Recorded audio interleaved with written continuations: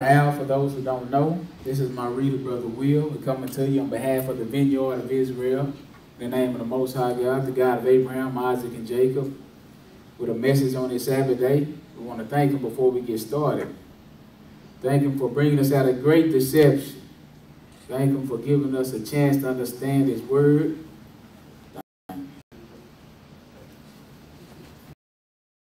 Thank him, praise him, spirit and truth. On the true Sabbath day, the seventh day of the week, right?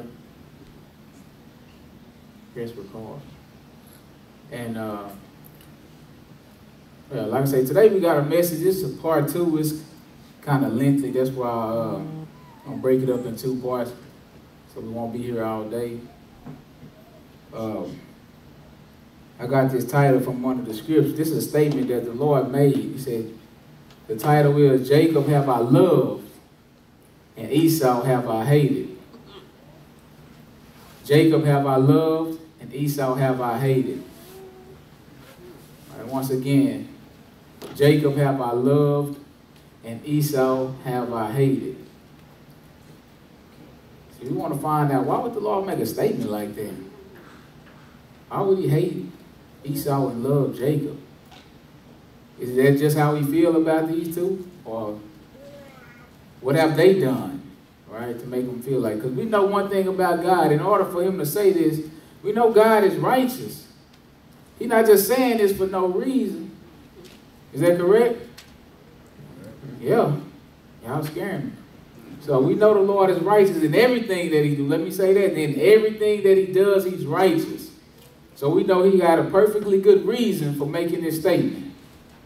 But we'll start out, it's in a couple of places. Let's start out in Malachi, the first chapter. We'll read it there, and then we'll roll to Romans, the 9th chapter, and read it. Because he's going to elaborate a little bit on in the 9th chapter of Romans.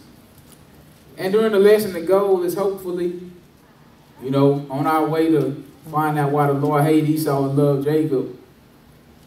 You know, but we got a lot of misconceptions about Esau. Hopefully we can find out what color he is, right? Where is he? All right. So these are some common questions we need to answer. And also how the two brothers dealt with each other throughout the pages of history. That's what we're looking at too. Esau and Jacob wasn't a stranger to each other by no means. Jacob has always had dealings with Esau in one shape, form, or fashion. Even so, the Lord knew it was going to be like that. He told Jacob, don't even hate your brother. All right? So we're going to find out a couple of things on our way to finding out why the Lord hated Esau and loved Jacob. All right, so pick me up at Malachi 1. However far we get today, that's how far we get today.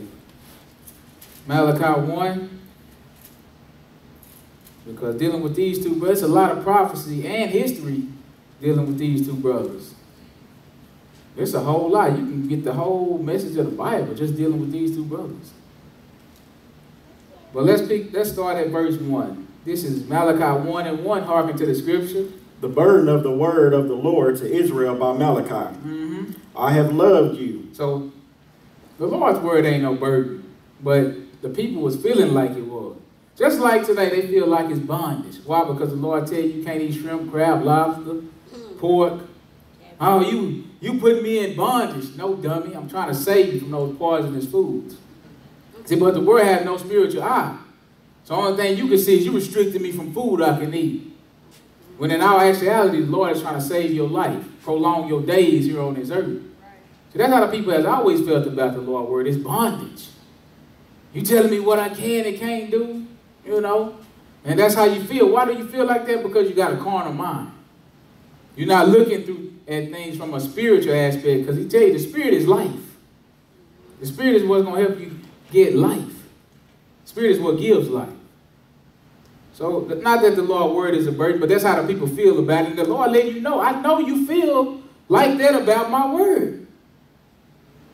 Right? But go ahead.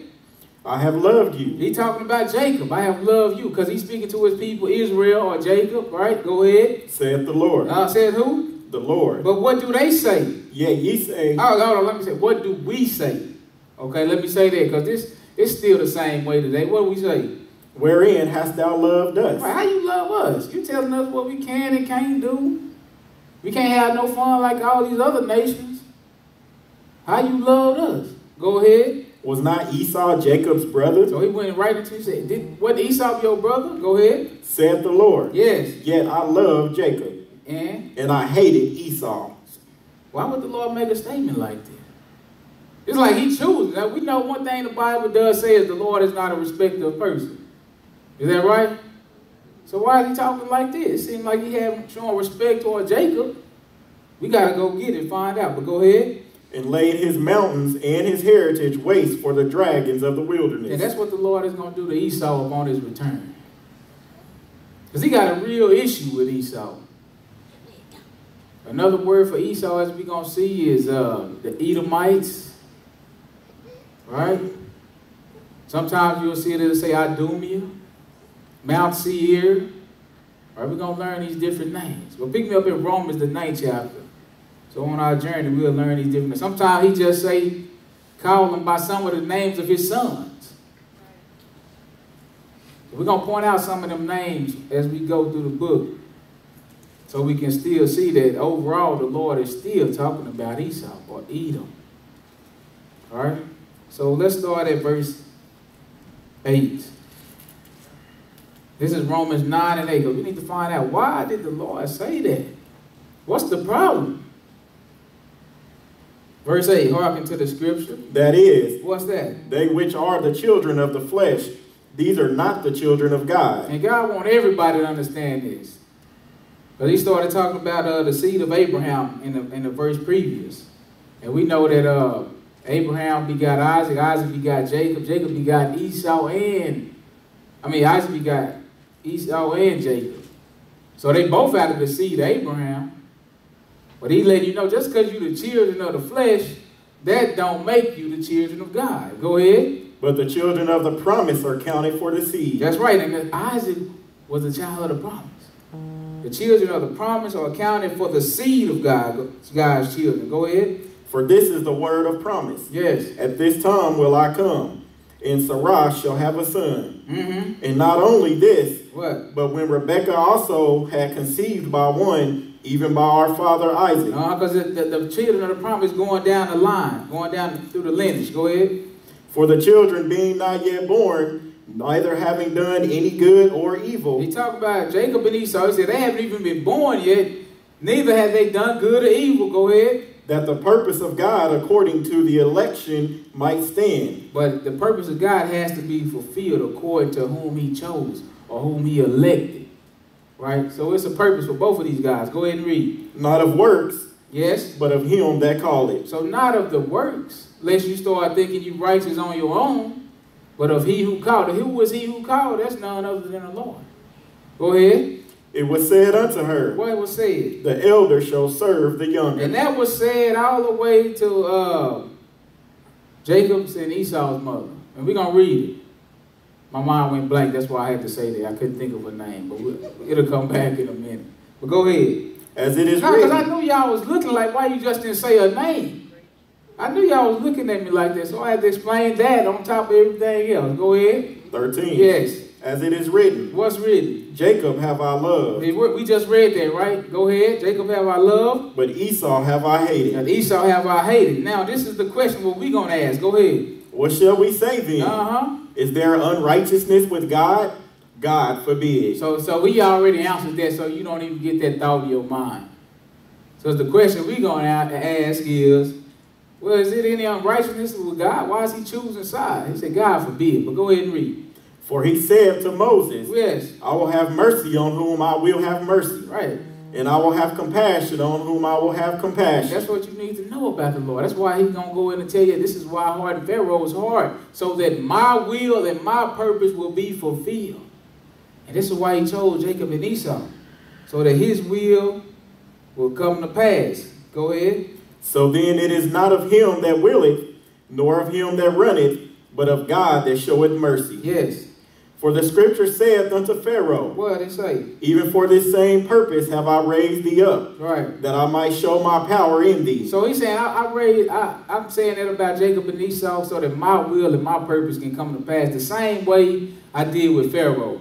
Like, this is the only reason I raised Pharaoh up, so I can show my great power and so I can use him to show who I am. Right? Go ahead. And that my name might be declared throughout all the earth. That your what, you say, Lord? My name might be declared throughout all the earth. So he want all the earth to know about him and his great power.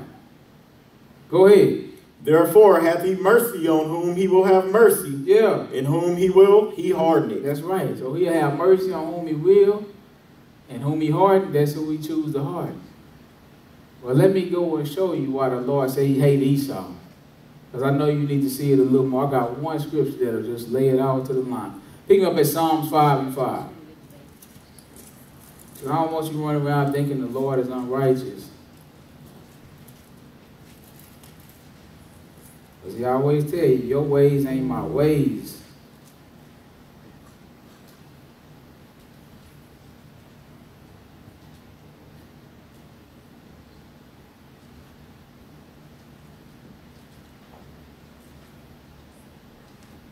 So, because the Lord was even saying when he said in that Malachi, he said, I would destroy Esau and lay his heritage waste, right? Let me show you why. Verse 5, what did it say, Brother Will? The foolish shall not stand in thy sight. That's right. And what do a fool say? What's significant about a fool? He say in his heart, there is no God. Go ahead. Thou hatest all workers of iniquity. The Lord hate who? All workers of iniquity. So why would he hate Esau? He work iniquity. Go ahead and read. Thou shalt destroy them that speak leasing. Go ahead. Because he said, I'm going to lay his heritage waste. I'm going to destroy him. Them that speak leasing, go ahead. The Lord will abhor the bloody and deceitful man. Man got blood on his hands. The Lord he gonna avenge Jacob of that. He said he gonna destroy the who? The bloody and deceitful man. And he deceitful too. Later on in part 2, we'll see how deceitful he is. It's important. So this is why the Lord has an issue with this man. Well, let's go and read the story of Jacob and Esau. Now, pick me up at Genesis 25, verse 21. Genesis 25, verse 21.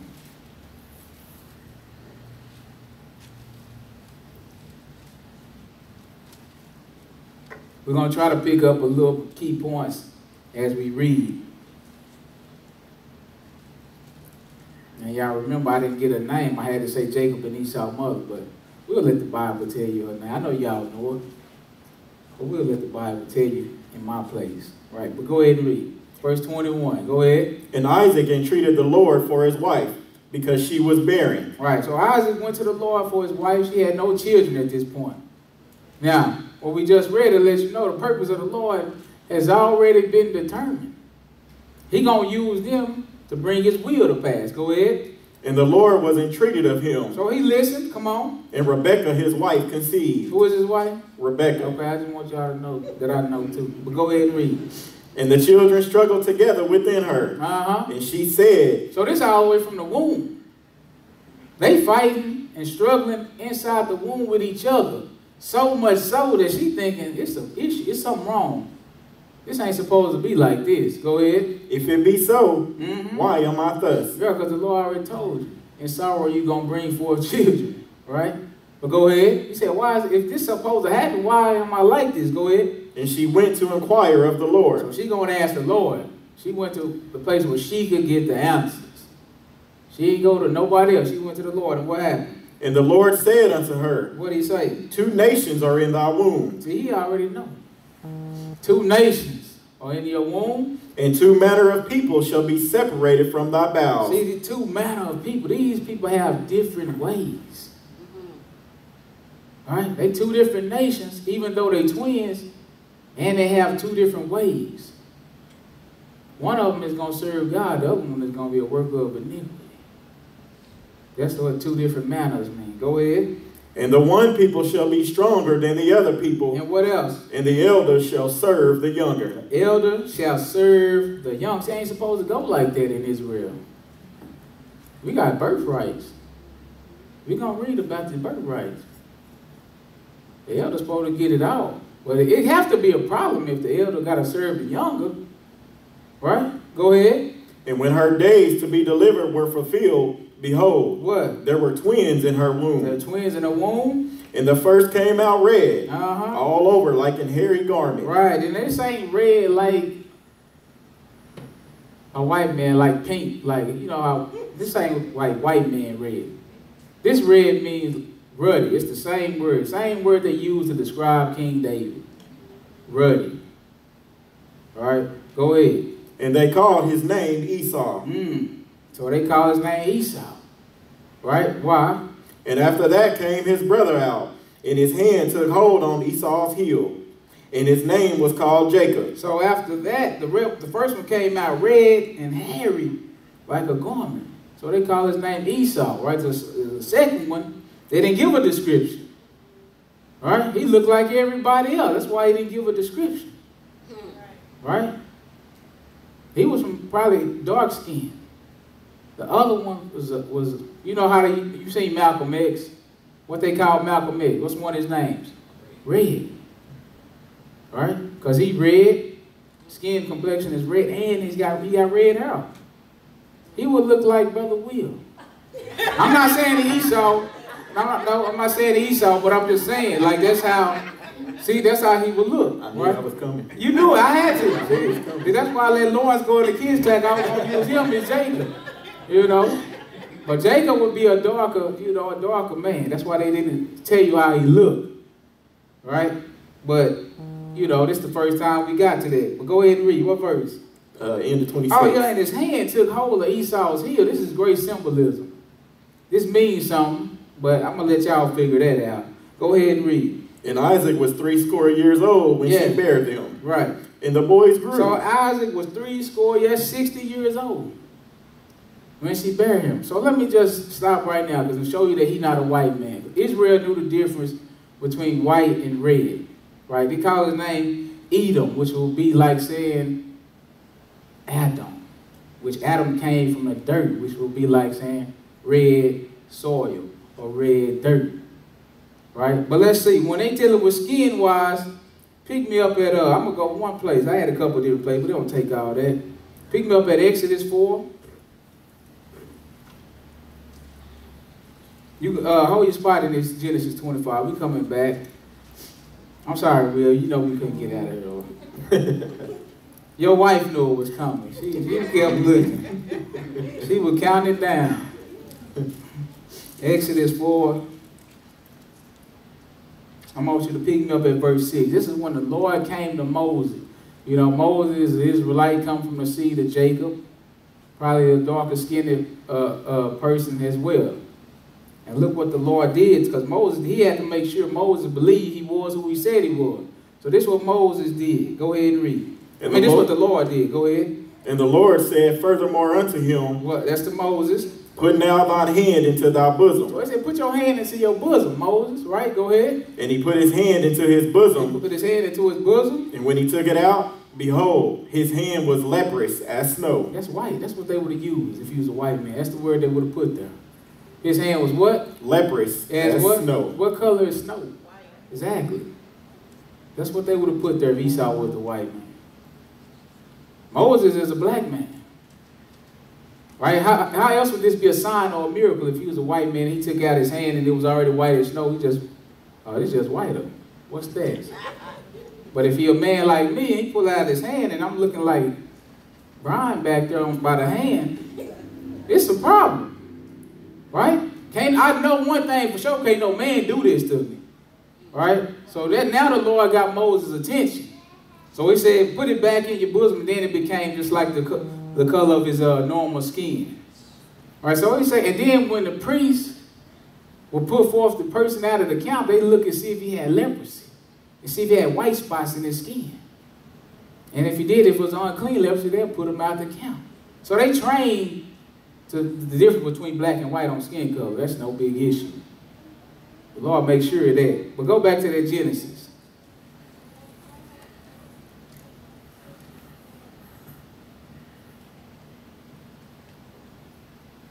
Because this is the same word that was used when it was describing King David. It said King David was of a beautiful countenance. He was ruddy, meaning red. All right? So it was the same. So is the King David a white man? It's the same word translated for Esau. What? Same color. What verse? 27. Okay, come on. And the boys grew. And what happened? And Esau was a cunning hunter. Yes. A man of the field. Yeah. And Jacob was a plain man, dwelling in tents. Go ahead. And Isaac loved Esau. Why? Because he did eat of his venison. That's right, man. He was the oldest. You know, most men take favoritism to their firstborn son, a little bit older, even though they might not say nothing. The Lord knew. All right, so he said Isaac loved Esau because he did eat of his venison, but Rebekah loved Jacob. Go ahead. And Jacob saw a pottage, and Esau came from the field, and he was faint. Right. And Esau said to Jacob, what did he say? Feed me, I pray thee. Now we're finna have an exchange to go down right here. This is going to play a big factor in the whole rest of the lesson. So pay attention. He said Esau was faint, and what happened? And Esau said to Jacob, Feed me, I pray thee, yes, with that same red pottage, for I am faint. Therefore was his name called Edom. His name was called Edom. Edom means red also. Sometimes it can even refer to lentils, which was what they exchanging right here. Lentils, if you go look at a pot of lentils, it's red. This is represent the exchange. His name is called Edom. He said, feed me of that same what? Red pottage. To let you know it's an exchange going on here. Go ahead. And Jacob said, what? Sell me this day thy birthright. So Jacob didn't do it for nothing. He said he had his own little agenda. He said, before I give you this pottage, sell me your birthright. Remember, because they two different manners of people. Jacob knows something. I'm pretty sure they both know about this birthright. But look how Esau is going to handle the birthright. Go ahead. And Esau said, yes, behold, I am at the point to die. So Jacob wants the birthright because why? Esau is the firstborn. He came out first, right? He knows that once the father dies, that whoever is the firstborn have a right to a double portion of the inheritance. All right, go ahead. And what profit shall this birthright do to me? He said, what's the profit of this birthright? What good is it? He said, I'm at the point to die. What profit is this birthright unto me? Go ahead. And Jacob said, what he say? Swear to me this day. So he said, oh, I hear what you're saying, but promise me, swear to me this day what? And he sware unto him, and he sold his birthright unto Jacob. See, this is key, because most of the world are looking there and tell you, oh, yeah, Jacob beat Esau out his birthright. He supplanted him. You know, he deceived him. He sold it on his own will. Right. The man said, swear to me this day. He didn't make him do it. This is a verbal agreement. They both agreed. All right? He said, sell me your birthright this day. He said, swear to me. Right? And Esau did it. So before we get that last verse, now matter of fact, go ahead and get that last verse. Go ahead. Then Jacob gave Esau bread and pottage of lentils. So the agreement was made. It was confirmed. Because Jacob gave him the lentils. All right, go ahead. And he did eat and drink, and rose up and went his way. Thus Esau despised his birthright. Oh. See, that's why the Lord hated him. Esau despised his birthright. The Lord said, because you know what? The Lord is the one that make you come out of the womb in what order you come out. He despised his birthright. So let's see. If we have Hebrews 12 right quick. Hebrews 12 chapter. Let me go here while I'm thinking of it. Hebrews 12.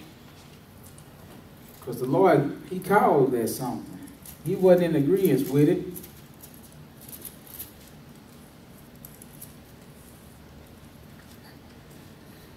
Verse 14. And then we're going to go to Ecclesiastes, the 5th chapter. See, sometimes when you're trying to understand, so you got to read a whole lot of scripture to get to one little point. But let's go with verse 14. Go ahead. Follow peace with all men. This is what the Lord is telling all of us. Go ahead. And holiness, without which no man shall see the Lord. Come on now. Looking diligently, lest any man fail of the grace of God, lest any root of bitterness springing up trouble you, and thereby many be defiled. That's right. Many be defiled because you let bitterness come and overtake you. It start out small and it spring up and turn into something big. And he telling you need to pay attention, lest any root of bitterness spring up and overtake you, you be defiled. Go ahead. Lest there be any fornicator or profane person. A profane person like who? As Esau. Why would he call him profane? Go ahead. Who for one morsel of meat sold his birthright. He sold his birthright for one morsel of meat. Who gave him that birthright? The Lord. So you know what the Lord tell you? Man don't live by bread alone, but by every word of God. So the Lord said that's a profane thing. Because the birthright really, if you understand, it's a holy thing. The Lord gives it to you. But pick me up in Ecclesiastes 5, and I'm going to show you. Ecclesiastes 5, verse 1. Because remember, they made a verbal agreement. Ecclesiastes 5, verse 1. Hearken to the scripture. Keep thy foot when thou goest to the house of God, right? And be more ready to hear than to give the sacrifice of fools. For they consider not that they do evil. See, sacrifice of fools. Fools don't even consider that they doing evil. You think that man thought he was doing evil when he sold his birthright? Not a chance he thought that. He said, what profit is it to me? It wasn't even kind of sort of close on his mind. Go ahead. Be not rash with thy mouth. Right, don't be quick with your mouth, come on. And let not thine heart be hasty to utter anything before God. That's right. For God is in heaven. And where are we? And thou upon the earth. So what do I need to do? Therefore let thy words be few. Come on, drop down to verse 4. Go ahead. When thou vowest a vow unto God, what happened? Defer not to pay it. He said, when you vow a vow unto the Lord, do not delay to pay. Come on. For he hath no pleasure in food. Yeah, that's right. Pay that which thou hast vowed. Whatever come out of your mouth, you bound to it. Pay what you done vowed. Go ahead. Better is it that thou shouldest not vow than what? Than that thou shouldest vow and not pay. This is why Jacob told him to swear to me. Because he know if you swear you bound by your word, you done made that vow. And he said, it's better that you don't even make the vow than you make the vow and don't pay it. Go ahead. Suffer not thy mouth to cause thy flesh to sin. That's what happens. Go ahead and read. Neither say thou before the angel that it was in error. And the angels are all around. All right, the Lord tell you, he sent them to and fro through the earth, and they making and taking record of everything. They recording conversation, your action, whatever the case may be. They in the mix. You just can't see them. They see everything. That's why they got eyes all over their body, even in their hands, on them, everywhere. Taking pictures, making a list, checking it twice. Go ahead. He said, don't even say before the angel that it was error. Go ahead. Wherefore should God be angry at thy voice? And what happened? And destroy the work of thine hands? For in the multitude of dreams and many words there are also divers vanities, but fear thou God. That's right. That's good. You up in Proverbs, the 20th chapter. So it's better that you don't even vow that vow than you make it and then you don't pay up. Proverbs 20, verse 25. Proverbs 20 and verse 25.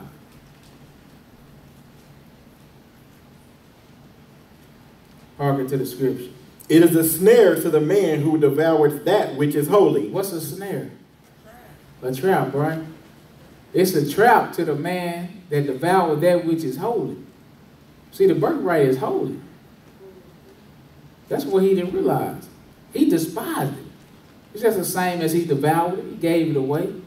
He misused it, mistreated it. He devoured it. And it's a trap to that man to devour that which is holy. And after vows to make inquiry. And after you done made the vow to try to go back and inquire about it. In other words, try to renege. It's a trap to you.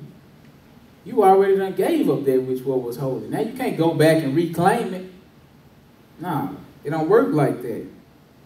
But pick me up. Let's see real quick. Deuteronomy 22, verse 16. About the birthright before we go back. We just want to cap it off. Because some people wasn't here when we did the lesson on the birthright, the blessing and inheritance.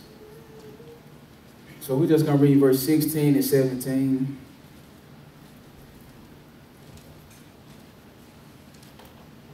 Because you can lose your birthright or you can give it away. You can lose it through sin, or you can sell it, you can give it away, right? Let's see, verse 16. Yeah, go ahead. And the damsel's father shall say unto the elders, I gave my daughter unto this man to wife, and he hated her. I was talking about 16, but go ahead. And lo, he hath given occasion of speech against her. I'm sorry, Will. Deuteronomy 21. Yeah, I was like, what in the... I did not write that. Deuteronomy 21, verse 16. That's my bad. Hearken to the scripture. Then it shall be, when he maketh his sons to inherit that which he hath, that he may not make the son of the beloved firstborn before the son of the hated. That's right, because the firstborn has the right to birth, the birthright. What comes with it? A double portion of the inheritance. Now, this situation is talking about if you have two wives and one of them is hated, and she'll bear you the firstborn son, you can't bypass him. But we're not after that portion of it. But we will see that the birthright gives you a right to an inheritance. Go ahead. Which is indeed the firstborn. Yes. But he shall acknowledge the son of the hated for the firstborn. So why? By giving him a double portion of all that he hath. Mm-hmm. For he is the beginning of his strength. And what else? The right of the firstborn is his. The right of the firstborn is his, or the birthright, which enables you to receive a double portion of the inheritance. That's what was special about the birthright. See, that process is by selection or election. God elected who he chose to be the firstborn. It was a holy thing. But Esau devoured that which was holy. He gave it away.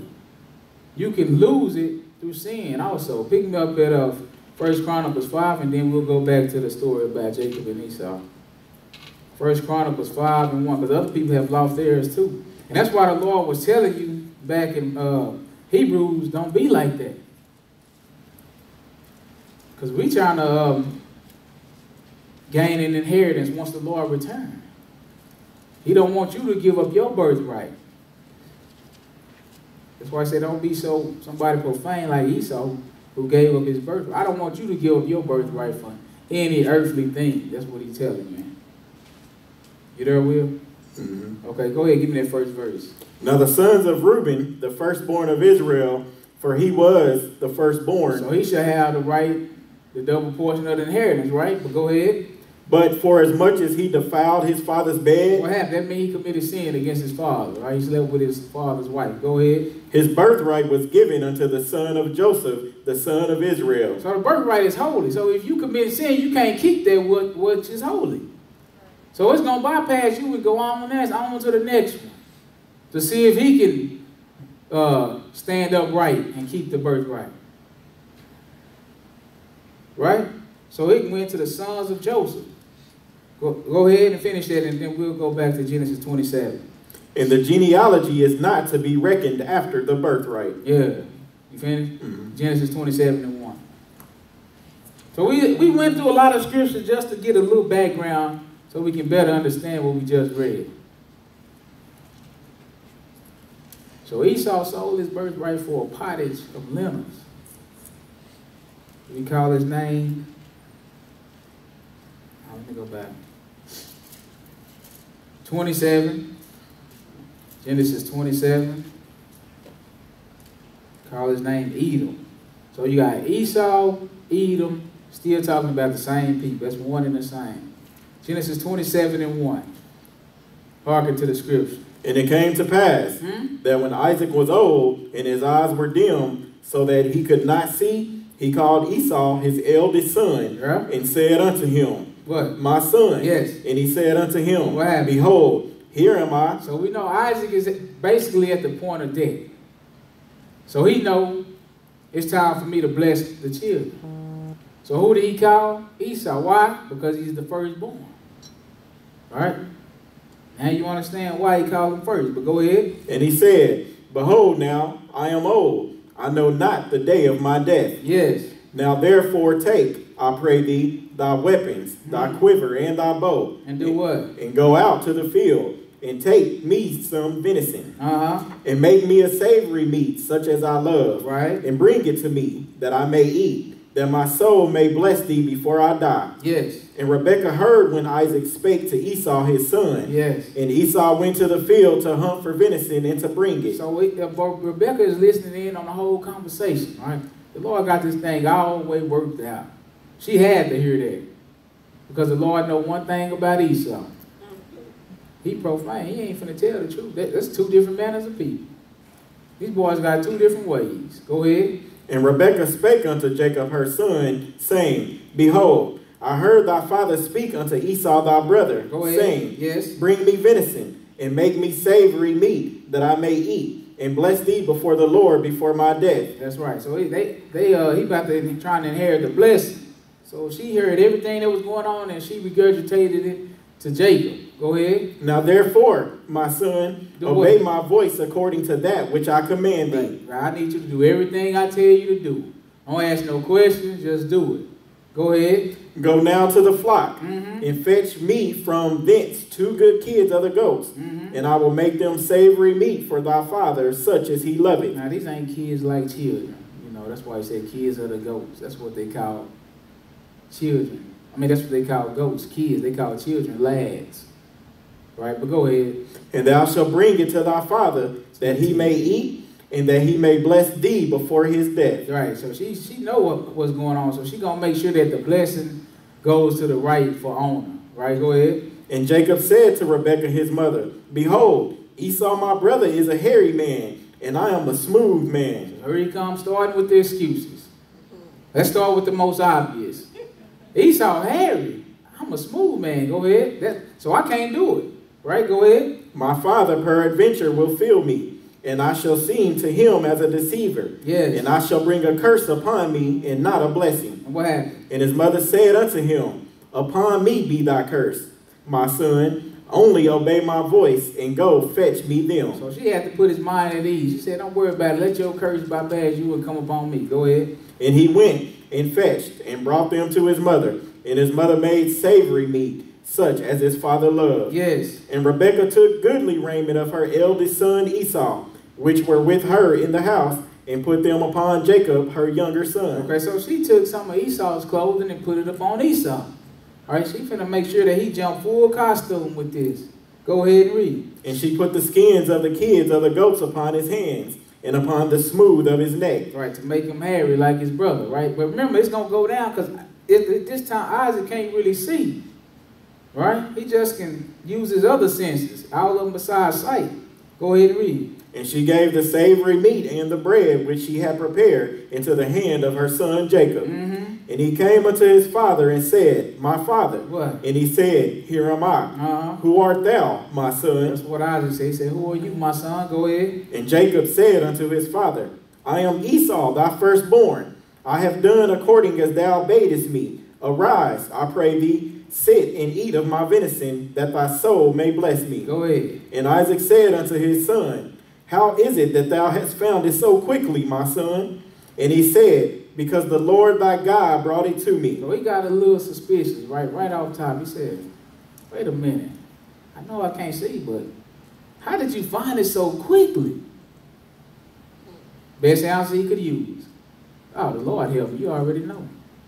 Right? Put his father back at ease for a minute, but go ahead. And Isaac said unto Jacob, what? Come near, I pray thee, that I may feel thee, my son. Yes. Whether thou be my very son Esau or not. He said, okay, you don't find it quick, I'll give you that one. But I need you to come near so I can feel, I can tell if you Esau or not. Right? Go ahead. And Jacob went near unto Isaac his father, and he felt him and said, the voice is Jacob's voice, but the hands are the hands of Esau. So he's still a little suspicious. He said, man, I know my son. You sound like Jacob, but you feel like Esau.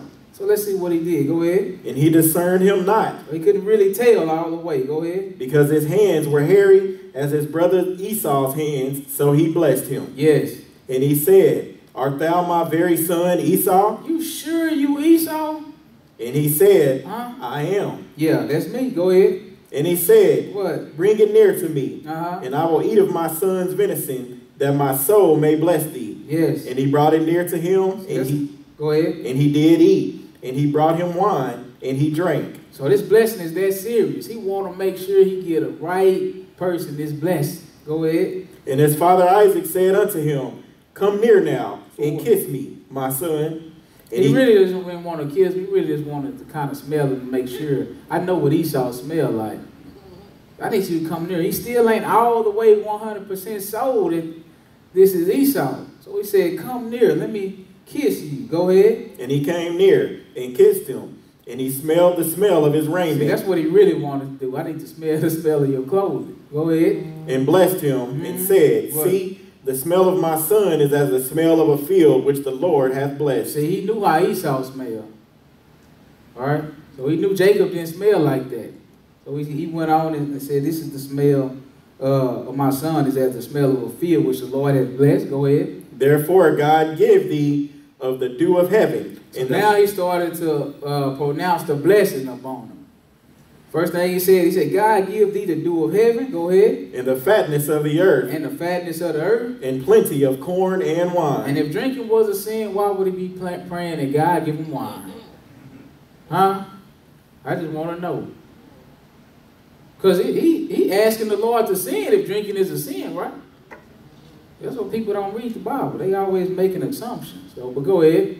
Let people serve thee, and nations bow down to thee. Now all of this is part of his blessing. He said, let people serve you, and nations bow down to you. Be Lord over thy brethren. He said, be Lord, be ruled over all your brethren. And let thy mother's sons bow down to thee. And let your mother's sons bow down to you. Go ahead. Cursed be everyone that curseth thee. This is a good blessing. Cursed be everyone that curse you. And blessed be he that blesseth thee. I mean, this blessing's so good. Other people can get blessed by doing right by you. Blessed be them that bless you. Go ahead. And it came to pass, what happened? As soon as Isaac had made an end of blessing Jacob, and Jacob was yet scarce gone out from the presence of Isaac his father, that Esau his brother came in from his hunting. So now Isaac done finished blessing Jacob. Soon as Jacob went out the room, Esau came right in behind him. And what happened?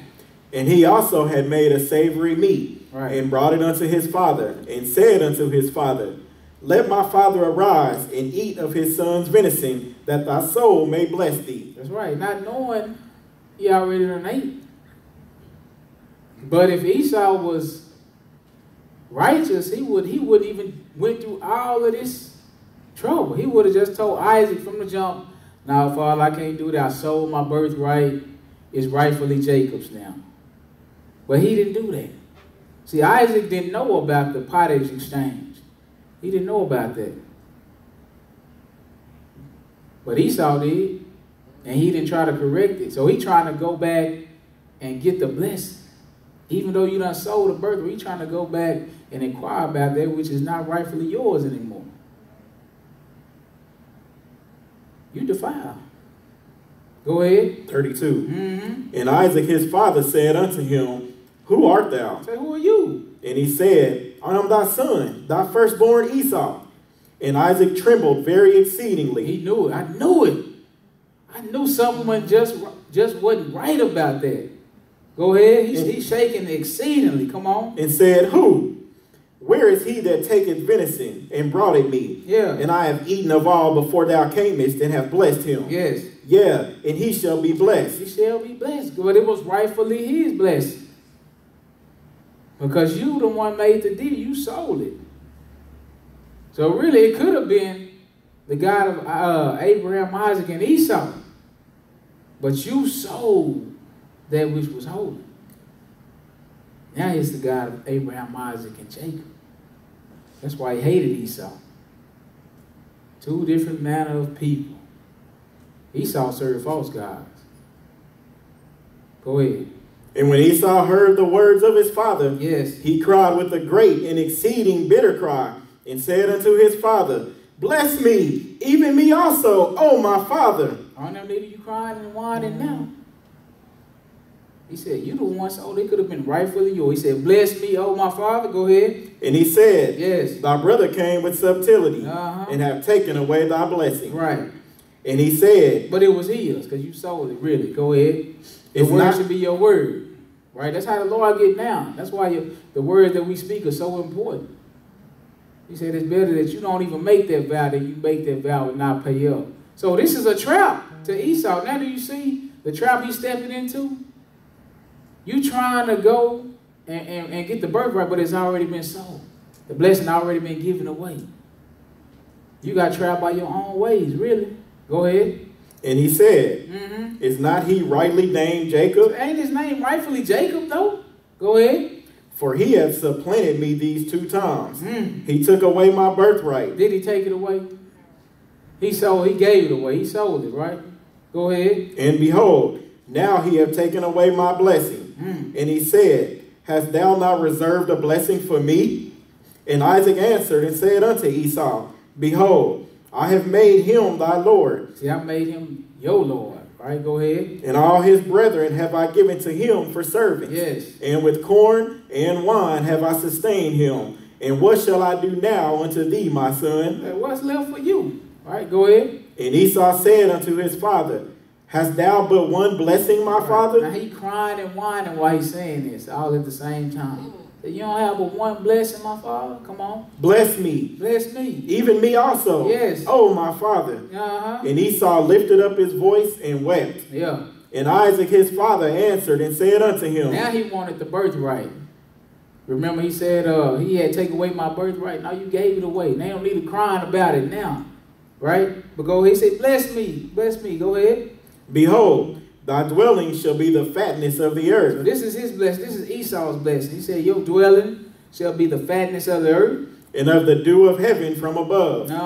And by thy sword shalt thou live. So this is part of who he is. This is his ways.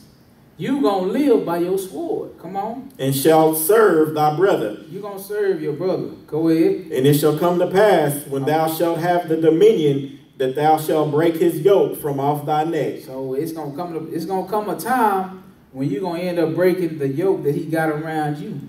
You're gonna end up breaking the yoke from off your neck. Go ahead. And Esau hated Jacob because of the blessing wherewith his father blessed him. And Esau said in his heart, The days of mourning for my father are at hand. And what's gonna happen? Then will I slay my brother Jacob. And that's the hatred he had for his brother, pretty much forever. That's the hatred. See, but this hatred is a big hatred because it's going to show, even Christ is included in here. Christ came out of Jacob. It's a perpetual hatred, right? He ain't going to stop hating him. He's going to have a short period of time, but he's going to go right back to it. But go ahead. 42. Yes. In these words of Esau, her elder son were told to Rebekah. And she sent and called Jacob her younger son, and said unto him, What's she tell him? Behold, thy brother Esau, as touching thee, doth comfort himself, purposing to kill thee. Yeah, so he got it on his mind. His mission in life is to kill you.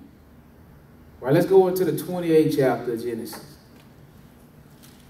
So she told him, you go into the land where my brother is, to Laban, and you stay there until his anger pass over. But Jacob ended up staying there for a long time. But this is on his journey to Haran. That's where Laban was. But pick me up at Genesis 28, verse 1. Go ahead. And Isaac called Jacob and blessed him and charged him and said unto him, what did he tell him? Thou shalt not take a wife of the daughters of Canaan. So I don't want you to take the daughter of one of these Canaanites. Right? Canaan been cursed all the way from the days of Noah. Go ahead. Arise, go to Padanaram, yes, to the house of Bethuel, thy mother's father. Come on. And take thee a wife from thence of the daughters of Laban, thy mother's brother. Right. I want you to take a daughter of our people. Really, that's what he telling them. All right, go ahead. And God Almighty bless thee. Yeah. And make thee fruitful and multiply thee, and that thou mayest be a multitude of people. Yes. And give thee the blessing of Abraham to thee, and to thy seed with thee, that thou mayest inherit the land wherein thou art a stranger, which God gave unto Abraham. Yes. And Isaac sent away Jacob, and he went to Padanaram unto Laban, son of Bethuel the Syrian, the brother of Rebekah, Jacob's and Esau's mother. That's right. When Esau saw that Isaac had blessed Jacob, and sent him away to Padanaram to take him a wife from thence, and that as he blessed him, he gave him a charge, saying, Thou shalt not take a wife of the daughters of Canaan. And that Jacob obeyed his father and his mother, and was gone to Padanaram. Right, go ahead. And Esau, seeing that the daughters of Canaan pleased not Isaac his father, then went Esau to Ishmael. So Esau didn't even take, he was that obedient. He didn't even take a wife of the daughters of Canaan. But what we have here, he went to Ishmael. That was Abraham's other son. Another black nation. So Esau was a black man. He just read. We just going to use Brother Will as a reference point. He just read like Brother Will, right? And he went and he married somebody that was black also. So at no point in time from that point to this point is Esau white. Ain't no whitewashing going on. Everybody's still black. All right, go ahead. And took unto the wives which he had Mahalath, the daughter of Ishmael, Abraham's son. Right. So you have a Hebrew Ishmaelite marrying a Hebrew Edomite. Two black nations. All right, go ahead. The sister of Nebajoth to be his wife. And Jacob went out from Beersheba and went toward Haran. And he lighted upon a certain place, right, and tarried there all night. Right. This is on his journey to where he's trying to go. Go ahead. Because the sun was set, and he took of the stones of that place and put them for his pillows and lay down in that place to sleep. Man, that's a pillow for you. Right? Go ahead. And he dreamed. What did he dream? And behold, a ladder set up on the earth, and the top of it reached to heaven. And behold, the angels of God ascending and descending on it. And behold, the Lord stood above it and said, I am the Lord God of Abraham. So this is really the first time the Lord dealing with Jacob like this. That's why we read all that scripture just to get this. He said, I'm the God of Abraham, thy father, yes, and the God of Isaac. The land whereon thou liest, to thee will I give it. So he telling Jacob, because this is part of the blessing. What Isaac blessed him, he said, the land where you on right now, he said, I'm the God of Abraham and the God of Isaac. The land where you liest, I will give it to you and to thy seed. Go ahead. And thy seed shall be as the dust of the earth. That's for multitude, right? You're going to have so many of them. Go ahead. And thou shalt spread abroad to the west and to the east, yes, and to the north and to the south. And in thee and in thy seed shall all the families of the earth be blessed. See, in your seed, all the families of the earth are going to be blessed. All right? That's talking about Jesus. But go ahead. And behold, I am with thee, and will keep thee in all places whither thou goest. This is what the Lord is telling him. If the Lord deal with you like that, this is a good. He said, I'm going to be with you wherever you go. And will bring thee again into this land, until I have done that which I have spoken to thee. I'm going to bring you again into this land where you are right now. And he said, I'm not going to leave you. So while we're talking about vows, drop down to verse 20. I'm going to leave this land for a little while, because all of this. But the Lord is going to bring them back. That's why we went there to see what the Lord was telling them. But verse 20, go ahead. And Jacob vowed a vow, saying, if God will be with me, and will keep me in this way that I go, and will give me bread to eat and raiment to put on, so that I come again to my father's house in peace, then shall the Lord be my God. That's right. So, if the Lord bless me, he got to uphold his end of the bargain, right? Because ain't nobody making him vow this vow. He has to keep it. Right? According to what we learned about vowing a vow. Your word is your word. Go ahead. And this stone, which I have set for a pillar, shall be God's house. And of all that thou shalt give me, I will surely give the tenth unto thee. You got to pay that tithe. You done vowed it. You done bound yourself to it. All right? This is what he said. Right, go into Genesis 32 now. So Jacob, he went and got him a wife and some children, and he was in the land of Padan Aram for about 21 years. And the Lord blessed him. And it was time for him to leave. Genesis 32, verse 1. It was time for him to leave, and this is what happened. This is where we at. Go ahead. And Jacob went on his way, and the angel of God met him. All right, so because the Lord had blessed him by changing his name from Jacob to Israel, he came across an angel. They was wrestling all night, and he told the angel, "Let me go." He said, "No, I'm not gonna let you." The angel said, "Let me go" to Jacob. Jacob said, the angel said, "I'm not gonna let you go until you bless me." So, long story short, the angel blessed him and changed his name from Jacob to Israel. So that's where we got the name Israel, right? Go ahead. And when Jacob saw them, he said, "This is God's host." Yes. And he called the name of that place Mahanaim. Yeah. And Jacob sent messengers before him to Esau his brother unto the land of Seir, the country of Edom. Who is Edom? That's Esau, right? So his land where he staying is the land of Mount Seir. Right? So why would he do that? He getting ready to leave. And he know Esau still has that hatred for him, right?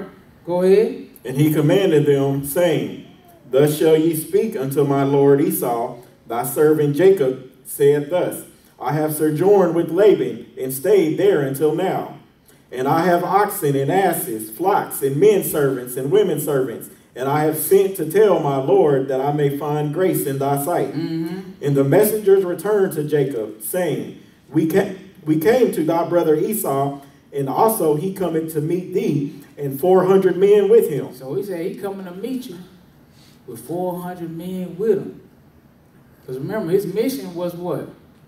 To kill Jacob. But 21 years has passed since he said this. So maybe, hopefully, he don't feel the same way. Maybe he done matured a little bit and forgot about it just a smidgen.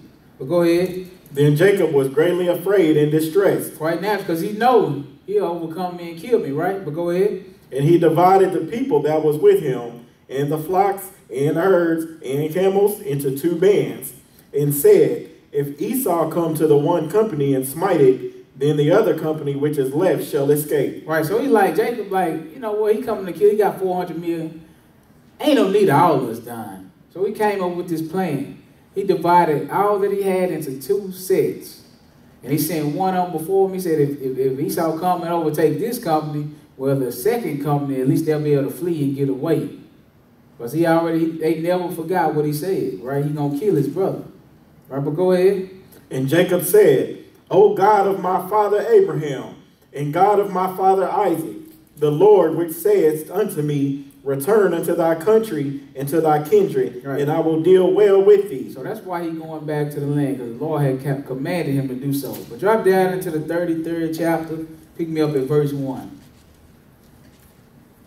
Drop down to chapter 33 and verse 1. Go ahead. And Jacob lifted up his eyes and looked, and behold, Esau came, and with him 400 men. Uh-oh.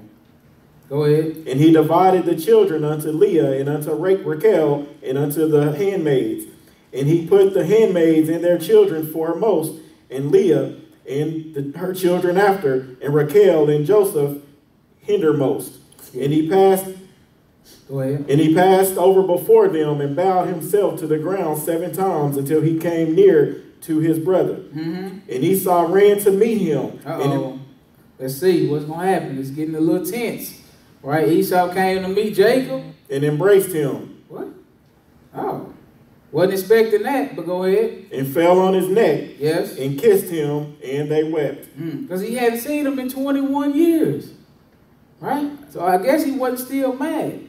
Right? But go ahead. And he lifted up his eyes. Now we're going to really see why Esau ain't mad no more, but go ahead. And saw the woman and the children, and said, Who are those with thee? He said, who are all these people with you? Go ahead. And he said, The children which God hath graciously given thy servant. Yeah.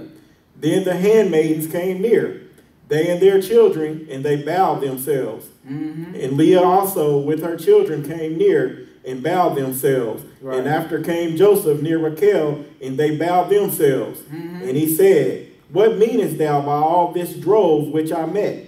And he said, these are to find grace in the sight of my Lord. That's right. He said, I was trying to make sure you didn't kill me. Trying to find favor in your sight to make sure you didn't kill me. Because during that 21 years, Esau, he had prospered a little bit also. Right, but go ahead, we're going to see. And Esau said, I have enough, my brother. Keep that thou hast unto thyself. Right. See, I got enough. Right. I got plenty. Say, what you was going to give me, you might well just keep it. Go ahead. And Jacob said, what? Nay, I pray thee, if now I have found grace in thy sight, then receive my present at my hand. For therefore I have seen thy face, as though I had seen the face of God, and thou wast pleased with me. Go ahead. Take, I pray thee, my blessing that is brought to thee, because God hath dealt graciously with me, and because I have enough. Right. And he urged him, and he took it. So he pressed on him a little bit, and Esau ended up taking the blessing from Jacob, right? The people and everything, all of the sheep and whatnot. But go ahead and read. And he said, let us take our journey, and let us go, and I will go before thee. That's what, yeah. Go ahead. And he said unto him, my Lord knoweth that the children are tender, and the flocks and herds are with young are with me. And if men should overdrive them one day, all the flock will die. Let my Lord, I pray thee, pass over before his servant, and I will lend on softly according as the cattle that goeth before me, and the children be able to endure, until I come unto my Lord, unto Seir. And Esau said, let me now leave with these some of the folks that are with me. Okay, so Jacob was kind of worried about the condition of his people. He said, the cattle that I have, they with child, and the children I have, they young, they tender. And he said, if somebody really wants to get at us, they can come and overtake us in a day, with ease. So Esau, he said, so why don't you go on before me, right? Because you got 400 men, and I'll follow behind you until we come to Mount Seir, which is where Esau dwelled. So once he come to Mount Seir, he was going to go on past. But Esau said, verse 15, watch what Esau did. And Esau said, let me now leave with thee some of the folks that are with me. He said, now this is what I'm going to do. He said, I'm going to leave some of the people that's with me with you. So now you're going to have, some Edomites and some Israelites mixed together. We've been dealing with them like that. They brothers. They're not strangers. Right, but go ahead. And he said, what needeth it? How many you need? Go ahead. Let me find grace in the sight of my Lord. Yes. So Esau returned that day on his way unto Seir. Yeah, so he returned in peace unto his home. And what happened about Jacob? And Jacob journeyed to Succoth and built him an house and made booths for his cattle. Therefore the name of the place is called Succoth. Yes. And Jacob came to Shalem, a city of Shechem, which is in the land of Canaan, when he came from Padanaram and pitched his tent before the city. That's good. Let's go into the 36th chapter of Genesis now. So it kind of seemed like the beef is over with, right? But he said he gonna have a perpetual hatred for Esau. And Esau is gonna have a perpetual hatred for Jacob. Now we're going to see some of the sons of Esau. We need to know, they all over the book. We need to know at least the key ones, that we're dealing with. So pick me up at verse 1. This is Genesis 36, verse 1. Go ahead. Now these are the generations of Esau, who is Edom. That's right. Esau, Edom, they one and the same, right? Go ahead. Esau took his wives of the daughters of Canaan. Right. Adah, the daughter of Elon, the Hittite, and Aholibamah, the daughter of Anah, the daughter of Zibeon, the Hivite. Okay, so, Canaanites are what we would call African people today. All right, so you have Esau, which is a Hebrew. He married an African. He took daughters, and they married. And then, on top of that, verse 3. And Bashemath, Ishmael's daughter, sister of Nebajah. Right, there was another one, his wife. One of the daughters of Ishmael, which was a Hebrew Ishmaelite. So you still have all these black nations intertwined, right? Go ahead. And Adah. No, jump down to verse 6. Go ahead. And Esau took his wives and his sons and his daughters and all the persons of his house, yes, and his cattle and all his beasts and all his substance, which he had got in the land of Canaan. See, Esau got rich in the land of Canaan. Right? But Esau had a lot of stuff, and Jacob had a lot of stuff, and they both couldn't dwell together. So Esau went down to Mount Seir. That's where his land became his land. But go ahead. And went into the country from the face of his brother Jacob. Right. For their riches were more than that they might dwell together in the land wherein they were strangers. Kind of like Abraham and Lot, right? Same thing. Go ahead.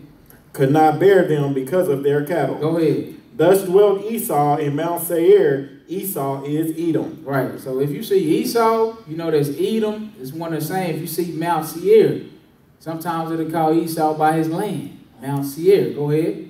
And these are the generations of Esau, the father of the Edomites in Mount Seir. These are the names of Esau's sons. What are? Eliphaz, the son of Adah, the wife of Esau, Reuel, the son of Bashemath, the wife of Esau, and the sons of Eliphaz were Teman, Omar. So you're going to see Teman, you'll see Teman a lot, right? Because that's one of the chiefs. Teman, you will see Eliphaz a lot too. But go ahead, go ahead. Zepho and Gadim and Kenaz and Timnah was concubine to Eliphaz, Esau's son. Right. And she bare to Eliphaz Amalek. These were the sons of Adah, Esau's wife. So you will see Amalek. That's a key player. But Amalek is a descendant of Esau. Right? Drop down to verse 16.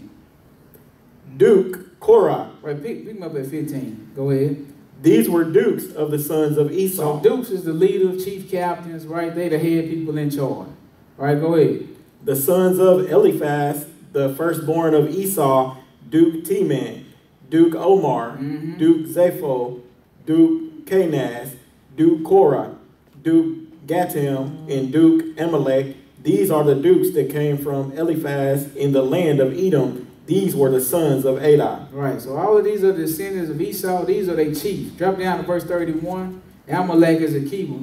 We're gonna pick that one up in a minute. Go ahead. And these are the kings that reigned in the land of Edom before there reigned any king over the children of Israel. Right, so because all of this is going on at a time where Israel hadn't even been into the land yet. Israel hadn't even made it into Egypt at this time. So Esau already had kings and leaders. He's doing pretty good, right? He prospering.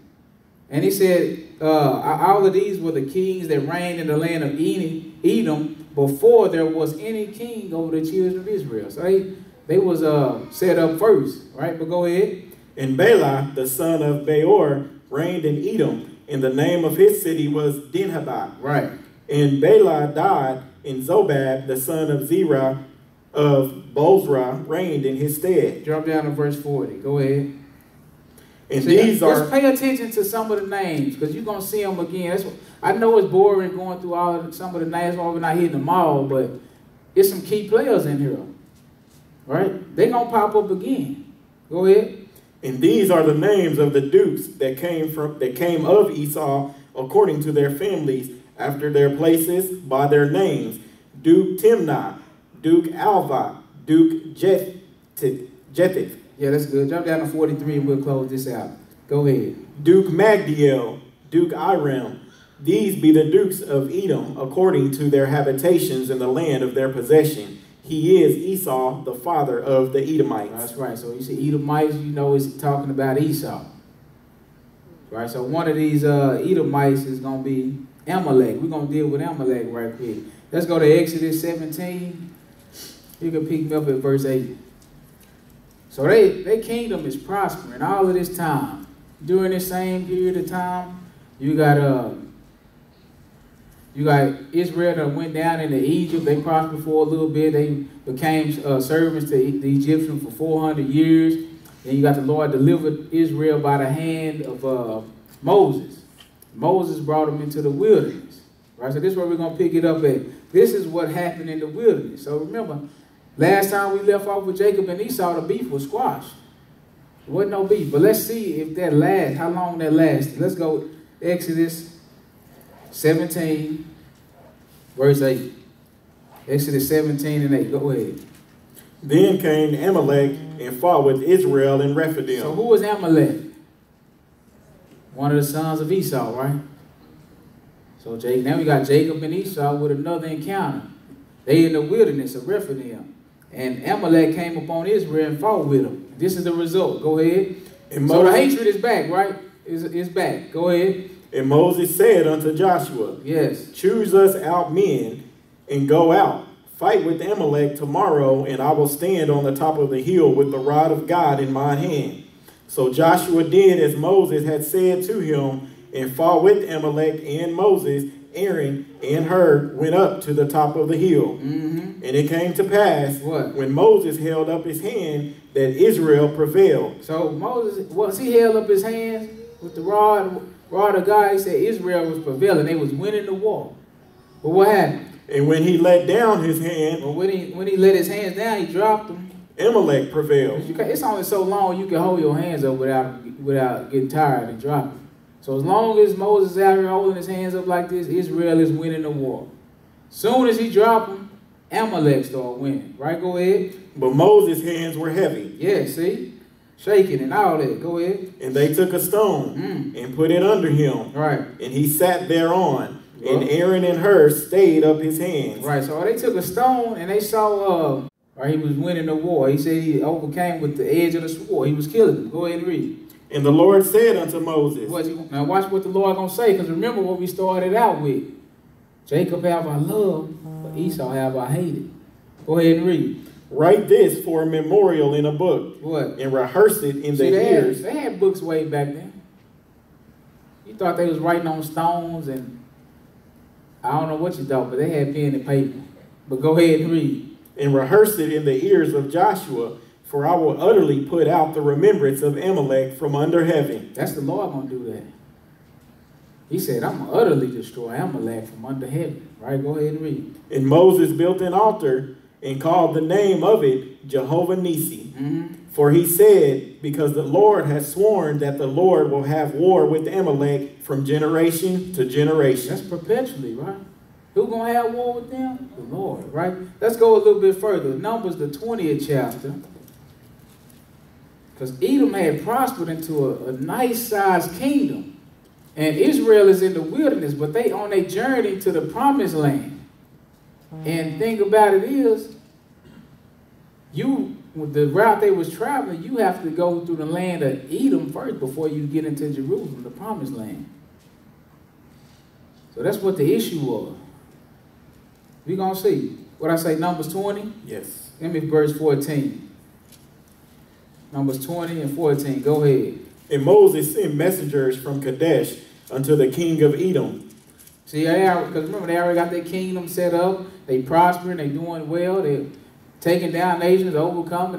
They doing well. So Moses, he sent messengers to the king of Edom saying what? Thus saith thy brother Israel. See, that's it. Now we got Jacob and Esau again. Jacob is Israel in this case. Right? Because remember, he met with the angel and his name got changed to Israel. But it's still one and the same. So he said, thus said who? Thy brother Israel, right? Go ahead. Thou knowest all the travail that hath befallen us. You're like, you know all the trouble that we done been through in this wilderness. Go ahead. How our fathers went down into Egypt. Right. And we have dwelt in Egypt a long time. 400 years. Yeah, you know all about that. Go ahead. And the Egyptians vexed us and our fathers. You know they put us in hard bondage. And us and our fathers. And what else? And when we cried unto the Lord, he heard our voice. Yes. And sent an angel. And hath brought us forth out of Egypt. To where? And behold, we are in Kadesh, a city in the uttermost of thy border. Right. So we almost about to enter into your land. We at the border.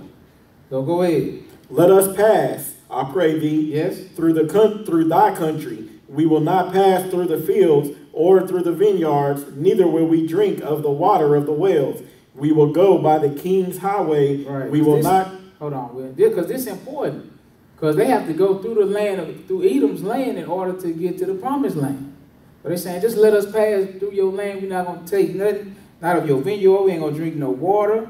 We ain't gonna turn to the right hand or to the left. We'll just go on the highway, by the king's highway. Go ahead. We will not turn to the right hand nor to the left until we have passed thy borders. And Edom said unto him, Thou shalt not pass by me, lest I come out against thee with the sword. So you ain't coming into my land. I wish you would. Try it if you want to. I'm coming after you with a sword. Go ahead. And the children of Israel said unto him. See, why would he come after him with a sword? Was part of his blessing. That's how he gonna live. Esau gonna live by the sword. Right? But go ahead.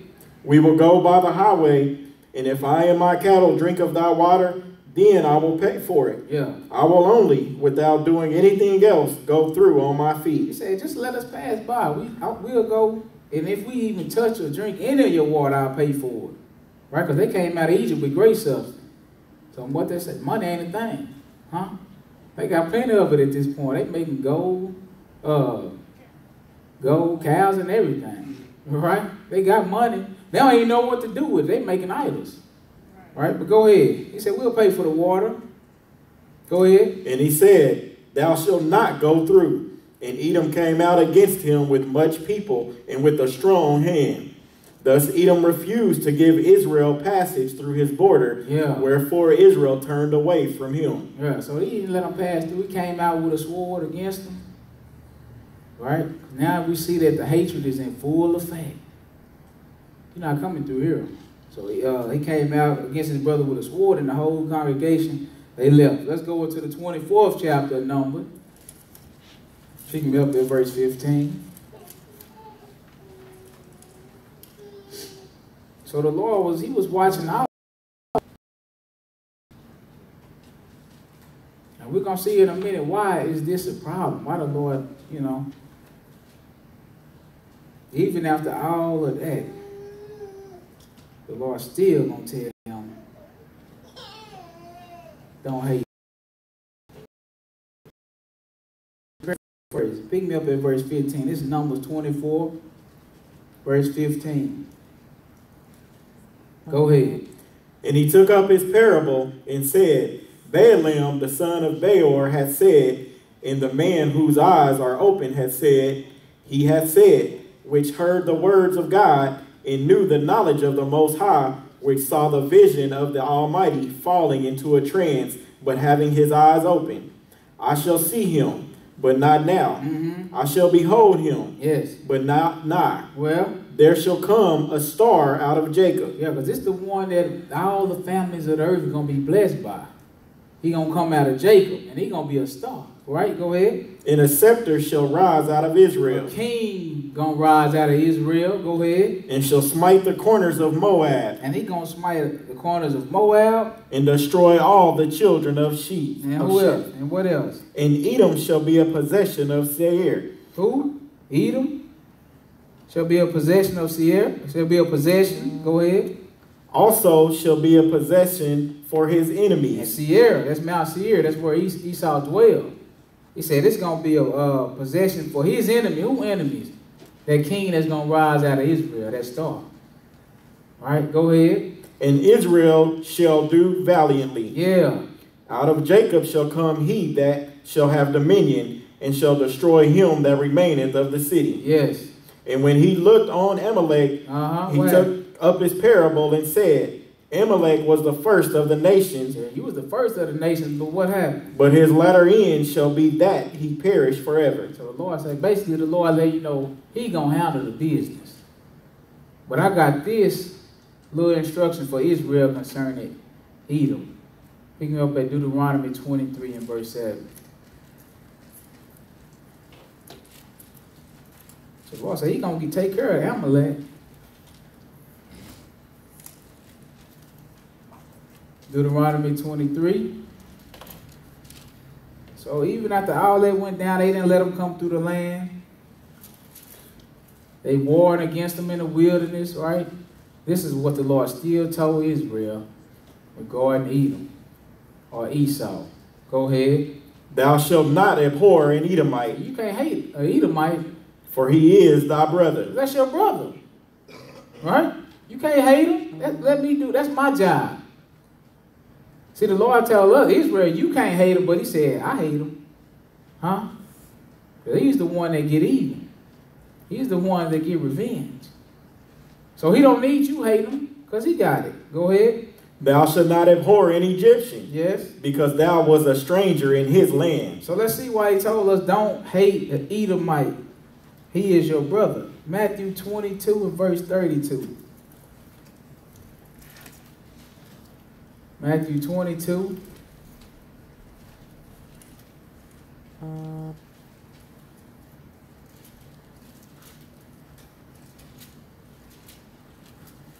Matthew 22, verse 32. So if we're going to read this, you're going to see why the Lord hated Esau as well. Verse 32, go ahead. I am the God of Abraham, and the God of Isaac, and the God of Jacob. See, Esau gave it up. He could have said Esau right there. Right? You gave it up. So he said, I'm the God of Abraham, the God of Isaac, the God of Jacob. God is not the God of the dead, but of the living. Yes. And when the multitude heard this, they were astonished at his doctrine. That's Jesus telling them that. Go ahead and read. But when the Pharisees had heard that he had put the Sadducees to silence, they were gathered together. Yeah. Then one of them, which was a lawyer, asked him a question, tempting him. Right, that's a lawyer. That's somebody that's supposed to handle the law of God, know what they're doing. So he said, one of them came to Jesus and they was tempting him. They ain't even care. They could care less about the right answer. They trying to catch him up and trap him up, right? Go ahead. And saying, yes, Master, yes, which is the great commandment in the law? What Jesus tell him? Jesus said unto him, Thou shalt love the Lord thy God with all thy heart, and with all thy soul, and with all thy mind. Esau don't do that. But even furthermore, look at this one. Go ahead. This is the first and great commandment. Yes. And the second is like unto it. And the second one is just like that. Go ahead. Thou shalt love thy neighbor as thyself. You should love thy neighbor as thyself. Or you should love your brother as yourself. This is why the Lord told Israel, don't hate Esau. You still love him like yourself. And this is also why the Lord hates Esau, because he don't love his brother like himself. Neither do he love God like that. Back me up to Matthew the 5th chapter, verse 17. You finished there, didn't you? Mm-hmm. Okay. Yeah, Matthew 5, verse 17. We just seeing why the Lord had that perpetual hatred for him. He said, on these two commandments, you can hang the whole law. It sum up everything, the whole law and the prophets. Love your brother as yourself. That's why he said, don't hate an Edomite. That's your brother. Verse 17, go ahead. Think not that I am come to destroy the law or the prophets. Well, a lot of people ain't thinking. He said, don't even think I came to destroy the law and the prophet. That's exactly what we thinking now in church. The Lord nailed the law to the cross. He did away with them old commandments. Jesus did it all. But he said, don't even think that. I don't even want you to have those thoughts in your head. Go ahead. I am not come to destroy, but to fulfill. Yeah. For verily I say unto you, what you say? Till heaven and earth pass, one jot or one tittle shall in no wise pass from the law till all be fulfilled. Yes. Whosoever therefore shall break one of these least commandments. Sabbath day. That's what man considered the least. Sabbath day, they don't have a problem with no other commandment except remember the Sabbath day and keep it holy. That's the only one. They consider that the least commandment. There's no big deal about breaking that one. But the Lord said, until heaven and earth pass, not one jot or one tittle shall pass from this law. Is heaven and earth still here? Law is still good. That's simple, ain't it? But go ahead. And shall teach men so, he shall be called the least in the kingdom of heaven. And that least in the kingdom of heaven, that's the lake of fire. Because it's going to be in the kingdom also. And that's going to be the least spot you can get into. Ain't no spot lower than that. And all you got to do if you want to go there is break one of the least commandments, the Sabbath day. And you can teach men to do so, which is what they do every Sunday, every first day of the week. You telling your congregation you believe in keeping the commandments, but you teaching them to break the number 4 commandment every single week. That's deception. So you're going to be least in the kingdom. That don't mean at least you made it. That means you're going to be the lowest of the Lord. Go ahead. But whosoever shall do and teach them, the same shall be called great in the kingdom of heaven. I mean, you're going to make it and see the Lord.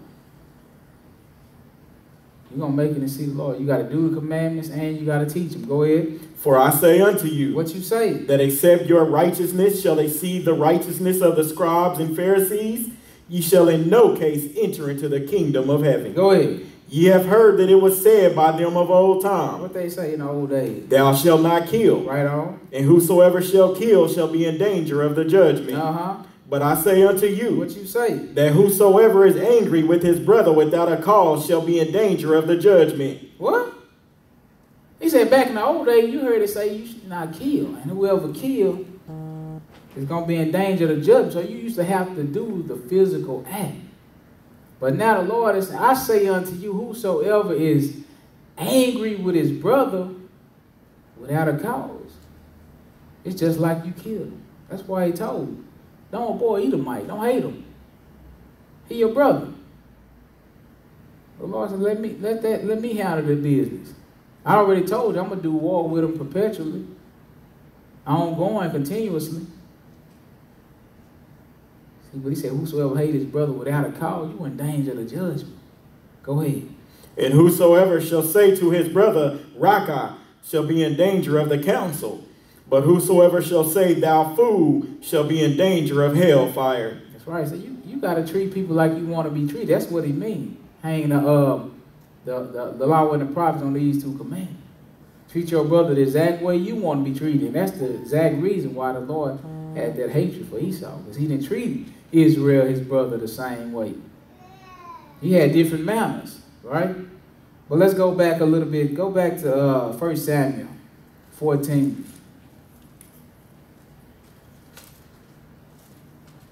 So Israel, they done finally got into the promised land and prospered a little bit. You know, they had judges for the space of about 4 years. And then they got their first king. And we're finna see what that first king was. 1 Samuel 14, verse 47. 1 Samuel 14 and 47. Go ahead.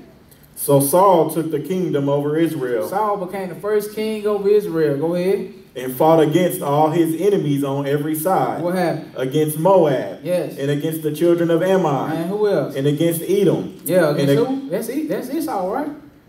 So he fought against them, but he didn't totally subdue them. He just kind of kept them at bay. All right? He just kind of kept them in check, kept them in their place. But it's the first king of Israel. Go ahead. And against the kings of Zobah, and against the Philistines. And whithersoever he turned himself, he vexed them. And he gathered in host, and smote the Amalekites, and delivered Israel out of the hands of them that spoiled them. Go ahead. Well, that's good. Drop down into the 15th chapter. But he didn't destroy them all. But now the Lord come to him, and look what happened. Verse 1. Go ahead. Samuel also said unto Saul, the Lord sent me to anoint thee to be king over his people, right? Over Israel. Now therefore hearken thou unto the voice of the word of the Lord. So the Lord got some instruction for Saul at this point, right? Go ahead. Thus saith the Lord of hosts, I remember that which Amalek did to Israel. So the Lord remembered this like 600, 700, 800 years later. He talking about what Amalek did to Israel when they came out of Egypt in the wilderness. Remember they fought against him? So the Lord remembered. He don't forget. So he finna go and pay them back all the way from something that happened years and years and years and years ago. He said, I remember what they did. Go ahead. So don't think the Lord forget your little sin. You just might not be paying right now. But it's going to come a time when you got to pay up. Go ahead.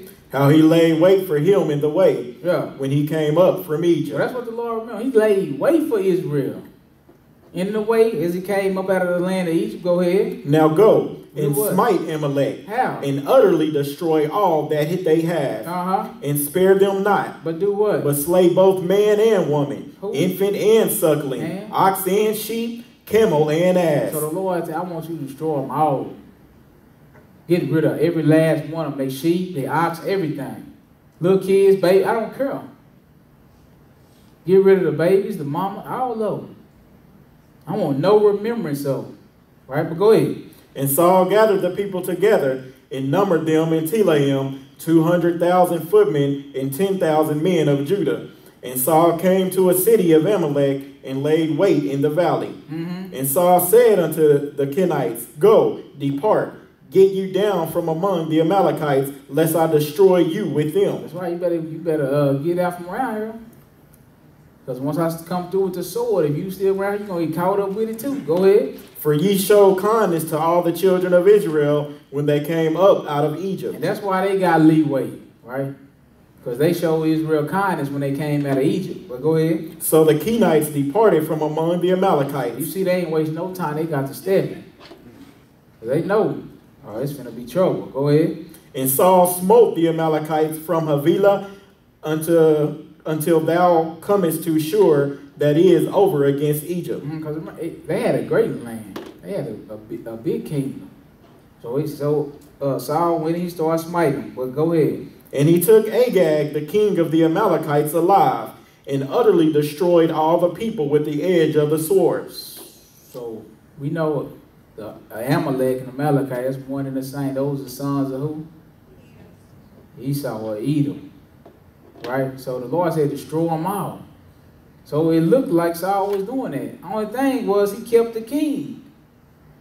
And he destroyed all the people with the edge of the sword, but he kept the king alive. Go ahead and read. But Saul and the people spared Agag. And what else? And the beast of the sheep. And the best of the sheep. But I thought the Lord said get rid of the sucklings, the ox, the sheep, the camel, everything. That's what the Lord said do. But they kept the best sheep. And of the oxen. And the best oxen. And of the fatlings. Yes. And the lambs. He kept all of the best. And what happened? And all that was good. Yes. And would not utterly destroy them. But everything that was vile and refuse, that they destroyed utterly. Yeah, so they destroyed everything that was vile in their sight. But let's see what happened. Is the Lord cool with it? Go ahead. Then came the word of the Lord unto Samuel, saying, It repenteth me that I have set up Saul to be king, for he is turned back from following me. But he don't listen. I tell him to do one thing, he do half of what I told him. He do some of it. Right? He said, they repented me. I wish I never would have made Saul king over Israel. Go ahead and read. And have not performed my commandments. And now perform what? My commandments. And what else? And it grieved Samuel, and he cried unto the Lord all night. And what happened? And when Samuel rose early to meet Saul in the morning, it was told Samuel, saying, Saul came to Carmel, and behold, he set him up a place, and is gone about, and passed on, and gone down to Gilgal. Right. And Samuel came to Saul, and Saul said unto him, Blessed be thou of the Lord. Yes. I have performed the commandment of the Lord. Did he? He didn't do it. He didn't perform the whole thing, so that was just like not doing any of it to the Lord. But he said, Blessed be thou of the Lord. I done did everything the Lord told me to do. But watch what Samuel said. Go ahead. And Samuel said, What meaneth then this bleating of the sheep in mine ears, and the lowing of the oxen which I hear? Right. He said, Why are these sheep and these oxen then? Go ahead and read it. And Saul said, They have brought them from the Amalekites. They? You the king? Can't nobody do nothing that you don't allow. So here he go, putting the blame on the people. They, you know I would have did it. But they done kept the best of the sheep. And what else? For the people spared the best of the sheep and of the oxen to sacrifice unto the Lord thy God, and the rest we have utterly destroyed. Yeah. Then Samuel said unto Saul, Stay, and I will tell thee what the Lord hath said to me this night. So you say right here, and I'm going to tell you exactly what the Lord said to me this night. Go ahead. And he said unto him, Say on. And Samuel said, When thou wast little in thine own sight, was thou not made the head of the tribes of Israel, and the Lord anointed thee king over Israel? And the Lord sent thee on a journey, and said, Go and utterly destroy the sinners of the Amalekites, right, and fight against them until they be consumed. Wherefore then didst thou not obey the voice of the Lord? Right. He said, I gave you one task. I told you to go and fight against the Amalekites, and I want you to smite them to every last one of them be consumed. He said, why haven't you done it? Go ahead. But didst fly upon the spoil, and didst evil in the sight of the Lord. That's right. Go ahead. And Saul said unto Samuel, Yeah, I have obeyed the voice of the Lord, and have gone the way which the Lord sent me. and have brought Agag, the king of Amalek, and have utterly destroyed the Amalekites. That's right. So is the king not an Amalekite? Because he acting like he's confused. He talking about, I done what the Lord commanded me to do. I killed all the Amaleks, but I spared the king. But he an Amalekite too. What part is you not getting? Kill them all. Right? Go ahead. I did it. But what happened? 21. Yes. But the people took of the spoil, sheep and oxen, the chief of the things which should have been utterly destroyed, to sacrifice unto the Lord thy God in Gilgal. Right, they took it because that's their lust and it done kicked in. They greed. They could probably care less about sacrificing to the Lord. They wanted it for themselves. Watch what Samuel said. Come on. And Samuel said, hath the Lord as great delight in burnt offerings and sacrifices, right, as in obeying the voice of the Lord? Right. He said, do the Lord want burnt offering and sacrifice? He delight more in you obeying. Go ahead. Behold, yes, to obey is better than sacrifice. That's right. And to hearken than the fat of rams. To listen, because Saul had a listening problem. He said it's better to listen and obey than to give sacrifice for sin. But go ahead. For rebellion is as the sin of witchcraft. And you know how the Lord feel about witches. He said, kill them all. Right? He said, to rebel against the word of God, that's just like the sin of witchcraft. And stubbornness is as iniquity and idolatry. And to be stubborn against the word of God, that's just like being an idolater. Yeah, stubbornness. All right, go ahead. Because thou hast rejected the word of the Lord, he hath also rejected thee from being king. Go ahead. And Saul said unto Samuel, I have sinned, for I have transgressed the commandment of the Lord in thy words, because I feared the people and obeyed their voice. Now we get to the real issue. You feared the people over the Lord. Go ahead. Now therefore, I pray thee, pardon my sin, and turn again with me, that I may worship the Lord. And Samuel said unto Saul, I will not return with thee, for thou hast rejected the word of the Lord. Right, I ain't going with you. You already been rejected by the Lord. You ain't finna get me caught up in there. But drop down to verse 32. Let's see what Samuel did. Go ahead. Then said Samuel, bring ye hither to me Agag, the king of the Amalekites. And Agag came unto him delicately. And Agag said, surely the bitterness of death is past. He was tipping, right? Go ahead. And Samuel said, as thy sword hath made women childless, so shall thy mother be childless among women.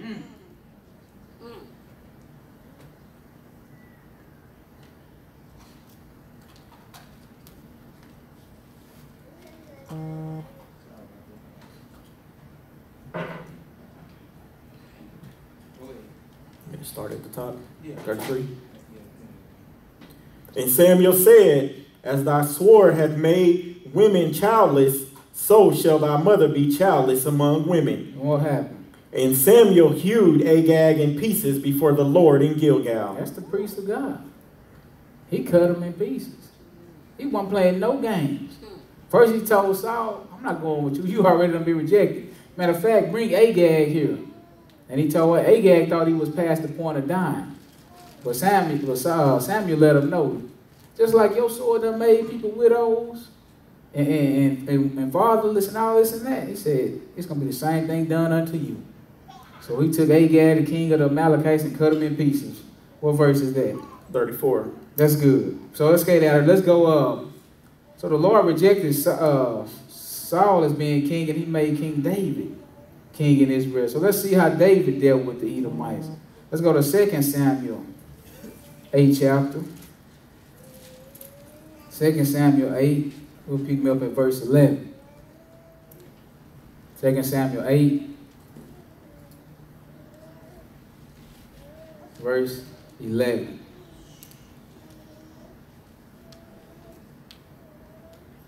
So David was the second king. I would say Saul, he just kept them at bay. He just kept the Edomites at bay. But this is what David did. Verse 11, go ahead. Which also King David did dedicate unto the Lord with the silver and gold that he had dedicated of all nations which he subdued. So David was subduing all nations round about him, right? Go ahead. Of Syria, and of Moab, and who else? And of the children of Ammon, and who else? And of the Philistines, yes, and of Amalek. Of Amalek. He subdued them all. Right, go ahead. And of the spoil of Hadadezar, son of Rahab, king of Zobah. And David gat him a name when he returned from smiting of the Syrians in the valley of Salt, being 18,000 men. Yes. And he put garrisons in Edom. So go ahead. Throughout all Edom he put garrisons, and all they of Edom became David's servants. See, he put garrisons in Edom. Build walls to keep them out. That way, if they try to attack Israel, he can see them coming. And he can take them down before they even get there. Right? He subdued all the nations around about, even Edom. And he put garrisons in all Edom, and they became his servants. So this is the prophecy now. When Isaac told Jacob, he said, your brothers are going to be servants to you. And this is what happened. It's coming to pass. Israel is got the kingship. They done subdued Edom or Esau. And now Esau is serving to him under King David. Right? Go ahead. And the Lord preserved David whithersoever he went. So the Lord preserved King David wherever he went. Right? Go ahead. And David reigned over all Israel. And David executed judgment and justice unto all his people. Yeah. And Joab, the son of... No, that's good. So David did what was right in the sight of God. So that's why he had peace after a while. Right? Let's go and see what happened after he finished reigning under his son. So Edom kind of became a vassal state of Israel. They put our deputies or whatever in Edom. That way you can keep them at bay. You know, as long as you got your people in charge of the Edomites, they're going to do what you say. They're going to be serving to you. They're going to be in subjection unto you. And that's what happened all through the days of David. But now, David reigned over Israel 40 years, and then his son came up. He did good for a minute, right? But all them strange women, they ended up taking his heart away from the Lord. So the Lord came to him a couple of times trying to get him to turn, but he didn't. And this is where we're going to pick it up. Did I tell you what verse? Not yet. 1 Kings 11 and 11. Because during the days of Solomon, he kind of kept them in check too. He didn't have to do too much. The pattern was already pretty much set. Verse 11. This is 1 Kings and 11. Go ahead. Wherefore the Lord said unto Solomon, for as much as this is done of thee, and thou hast not kept my covenant and my statutes, which I have commanded thee, I will surely rend the kingdom from thee, and will give it to thy servant. So he said, just like, because you haven't kept my commandments, I'm going to tear the kingdom out of your hand. Because at this point, Israel was all under, they was united, all 12 tribes, united under King David, united under Solomon. Right? They was united under Saul too. But now he said, I'm going to tear the kingdom out your hand. And the kingdom is going to end up being divided. 10 tribes is going to go to the north, 2 is going to stay with Solomon. Right? But go ahead. Notwithstanding, in thy days I will not do it for David thy father's sake. Right. And the only reason I'm not going to do it in your day, your time, is because of David, your father. Go ahead. But I will rend it out of the hand of thy son. I'm going to take it out of your son's hand. Right? Go ahead. Howbeit, I will not rend away all the kingdom, but will give one tribe to thy son David. Right, so that's what he tells Solomon. He said, I ain't going to take the whole kingdom from you, but I'm going to give you one tribe. So you're going to have your people, and you're going to have one more tribe. The other 10, I'm going to give to your servant. Right, go ahead. To thy son for David, my servant's sake, and for Jerusalem's sake, which I have chosen. Right, and I'm only reason you getting to keep this is for David's sake and for Jerusalem's sake, because I already done chose Jerusalem. That's the only reason. Go ahead. And the Lord stirred up an adversary unto Solomon. Who was that? Go ahead. Hadad, the Edomite. So this is Hadad, the Edomite, adversary, enemy. Because right now they under the yoke. When David was killing and subduing all the Edomites, this guy, he fled into Egypt for safety.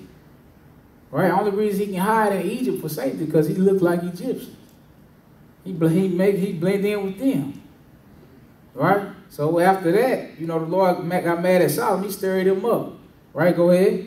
He was of the king's seed in Edom. Yes. For it came to pass, what? When David was in Edom, and Joab, the captain of the host, was gone up to bury the slain, after he had smitten every male in Edom, for 6 months did Joab remain there with all Israel until he had cut off every male in Edom.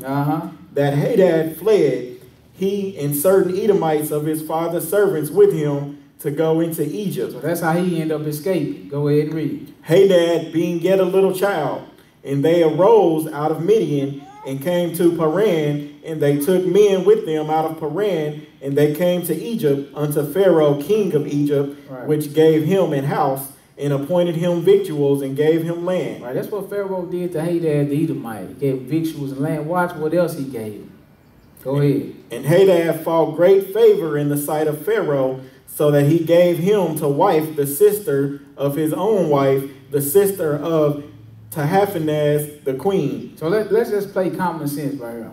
Okay, if the Edomites is white people, as they say, how are you gonna have a black king of Egypt giving the white guy of his queen's daughter, his queen's sister, for marriage? That'll never happen. If he looked like him, we both black. Oh, he said he found great favor. He gave him his queen's daughter, his queen's sister to marry. So you still got a black. This is the same thing Israel did when they went into Egypt to hide. How can you hide if you don't look like them? They went into Egypt to escape the sword because they looked just like them. So he said, Hadad, which was an Edomite, he found great sight in the sight of Pharaoh, so much so that he gave to him the wife, the sister of his own wife. He gave him the sister of his own wife to marry. They still black throughout all them years. All them years, they still the same color. Go ahead. And the sister of Tahpanhes bare him Jenubat, his so son. now they're having more black children. Huh? Right? Go ahead.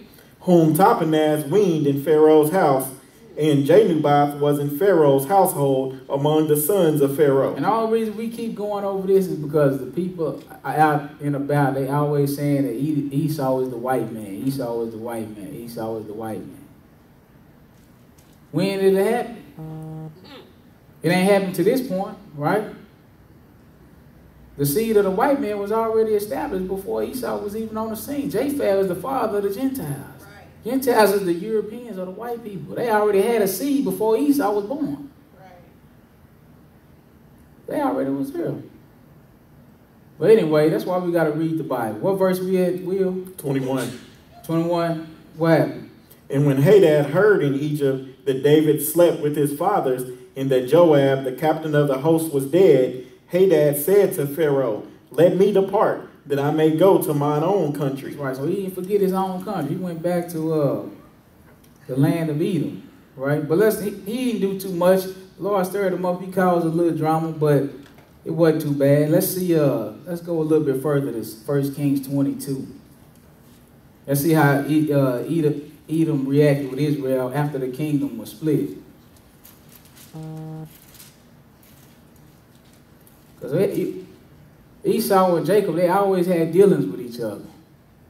Sometimes on the same side, sometimes enemies. All right? Well, let's see. Did I tell you what verse? Nope. Verse 41.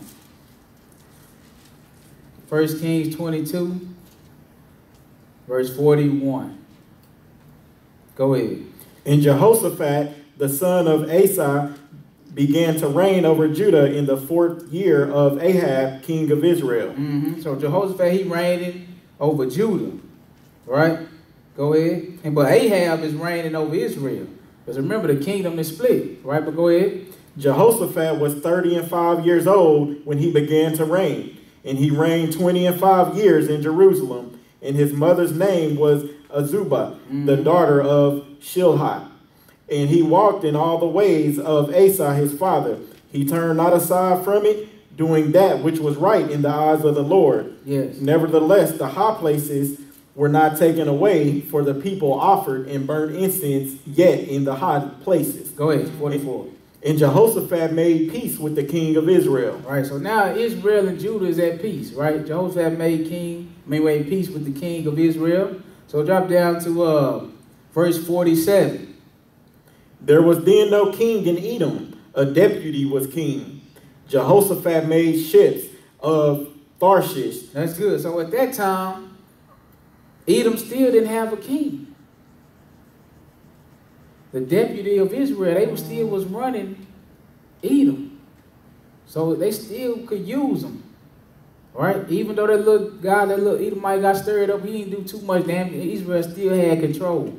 So the prophecy is still going. Right? You're going to be serving to your brother. It's still in effect. But let's keep rolling. That's even when the kingdom of Israel was split in two. Let's go into the 2 Kings now. 2 Kings 3, because you got kings that some of them wicked, some of them righteous, but the cycle keep going. The cycle keep going. 2 Kings 3.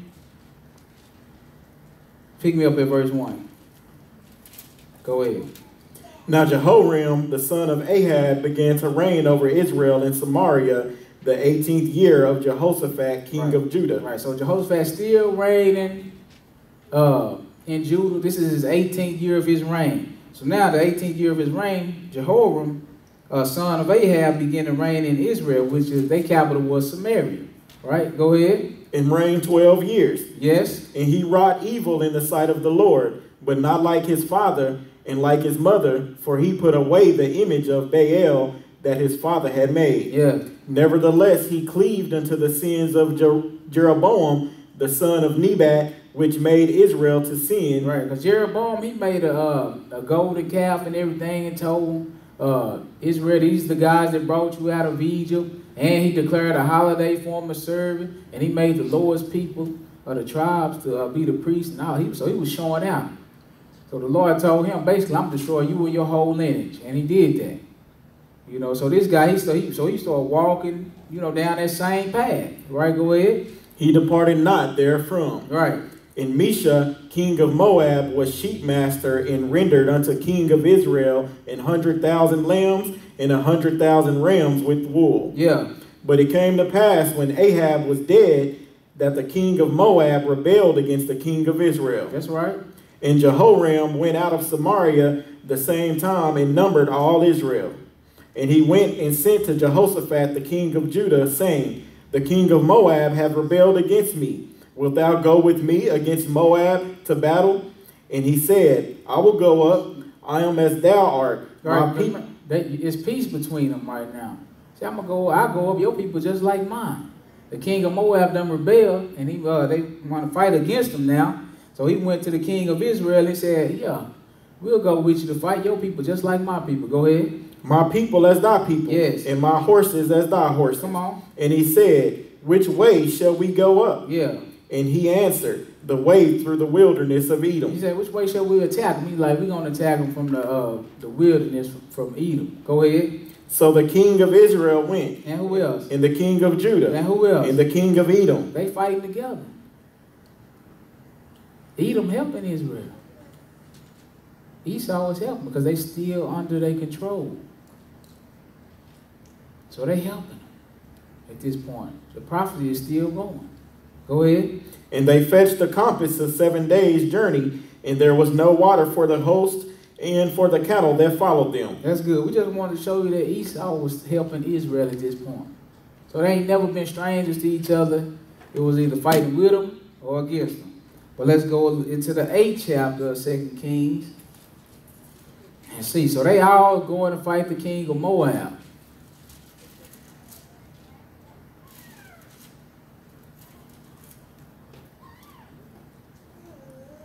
Second Kings 8. Pick me up at verse 16.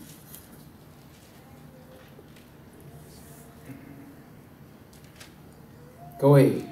And in the 5th year of Joram, the son of Ahab, king of Israel, Jehoshaphat being the king of Judah, Jehoram, the son of Jehoshaphat, king of Judah, began to reign. All right, so Jehoshaphat, he's still in king right now. Go ahead. 32 years old, he was was he when he began to reign, and he reigned 8 years in Jerusalem. Mm-hmm. And he walked in the way of the kings of Israel, as did the house of Ahab, for the daughter of Ahab was his wife, and he did evil in the sight of the Lord. All the time. Go ahead. Yet the Lord would not destroy Judah for David, his servant's sake, as he promised him to give him always a light and to his children. So the Lord, he keep his promises, don't he? They should have been destroyed. All the reason he didn't destroy them is because David, right? What he had promised to David. But go ahead. In his days, Edom revolted from under the hand of Judah and made a king over themselves. Right, because remember, they didn't have their own king. They were subservient to Israel. They were serving Israel. So, they like, man, y'all always getting into it. The Lord punishing y'all this and that. We finna rise up and get our own king now. We sick of this. We can do this our own self. He said, so they revolted from under the hand of Judah. And what they do? Made a king over themselves. So now, they finna fulfill the prophecy. He said, when you become tired, remember he told Edom, when you become tired, you're going to break the yoke off that your brother got around your neck. Right, we're going to read it again because y'all don't forgot. But go ahead, give me that 22nd verse. 22 or 21? You 21. So Joram went over to Zaire and all the chariots with him, and he rose by night and smote the Edomites which compassed him about. And the captains of the chariots and the people fled into their tents. Right, so he thought he was going to, subdue them still, but watch this. Go ahead. Yet Edom revolted from under the hand of Judah. Because they sick of it, right? We're not having it no more. You done killed some of us, we still going to revolt or rebel. Right, so they revolted from under the hand of Judah. Unto this day. Yes. Then Libnah revolted at the same time. So that's good. Let's go back to Genesis 27 now so we can just read what just happened. Just in case we forgot.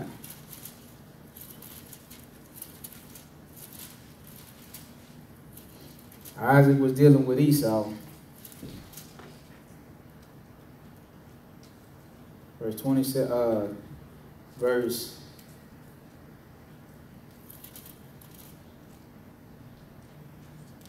38. Go ahead. And Esau said unto his father, hast thou but one blessing, my father? All right, so you only got one blessing? Go ahead. Bless me, even me also, O my father. And Esau lifted up his voice and wept. Go ahead. And Isaac his father answered and said unto him, behold, thy dwelling shall be the fatness of the earth, yes, and of the dew of heaven from above. Mm-hmm. And by thy sword shalt thou live, and shalt serve thy brother. And it shall come to pass, when thou shalt have the dominion, that thou shalt break his yoke from off thy neck. That's right, because they finally got fed up. Right? And they broke the yoke off his neck. They set up their own kings. Right? Go ahead. And Esau hated Jacob because of the blessing wherewith his father blessed him.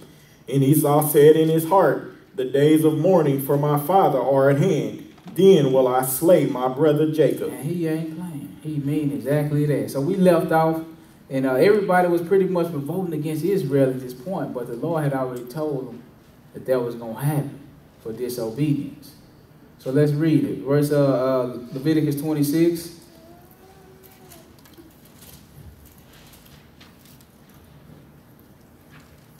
Pick me up at verse 14. The Lord will tell me, you shall make no graven images and to bow down to them. You should reverence my Sabbath and my sanctuary. You should keep my statutes and walk in them. And then he told them this, verse 14. Go ahead. But if ye will not hearken unto me, and will not do all these commandments, and if ye shall despise my statutes, or if your soul abhor my judgments, so that ye will not do all my commandments, but that ye break my covenant, I also will do this unto you. So this is the point we at, where we left off dealing with Israel. All of the kings, they become wicked. They walked in the sins of their fathers. They become worse and worse. That's why Edom ended up rising up against them in the mother country. They ended up rising up against them. So that's the point we at. So the Lord already got this condition written. This is going to happen because you rebelled against me. And once you do that, this is what I'm going to do to you. Go ahead. I will even appoint over you terror, consumption, and the burning ague that shall consume the eyes and cause sorrow of heart and you shall sow your seed in vain, for your enemies shall eat it. Now remember, he was telling them, only reason I didn't destroy you is for my servant David's sake. Really, you deserve destruction. The only reason I ain't taking all y'all that is for David, my servant's sake in Jerusalem. Go ahead. And I will set my face against you. Yes. And ye shall be slain before your enemies. That they that hate you shall reign over you. And ye shall flee when none pursueth you. You're going to flee. Nobody even chasing you. You out running. Right? Drop down to verse 20. We're just going to hit the miss. Go ahead. And if ye walk contrary unto me, and will not hearken unto me, what's going to happen? I will bring 7 times more plagues upon you according to your sins. Drop down to 28. Go ahead. Then I will walk contrary unto you also in fury, and even I will chastise you 7 times for your sins. And ye shall eat the flesh of your sons, and the flesh of your daughters shall ye eat. That's some real punishment, right? Drop down to verse 33, because this is a big one right here. Go ahead. And I will scatter you among the heathen, and will draw out a sword after you, and your land shall be desolate, and your cities waste. Basically saying, I'm going to kick you out of the land for disobedience. You're not keeping my Sabbaths, my statutes, my commandments. You abhor all my judgment. You can't stay. You got to go. Right? So what ended up happening was the Lord, he kicked out Israel by the hand of the Assyrians, the 10 tribes, and they scattered them all across Africa. Then about 100 and some years later, he sent Nebuchadnezzar in there to take out Judah and Jerusalem. So let's read that real quick, and we almost done. Just bear with me. 2 Chronicles 36. So that was a conditional. They can stay in the land as long as they do what the Lord told them to do. So now the prophecy had been fulfilled with dealing with Esau. They broke the yoke from off their neck.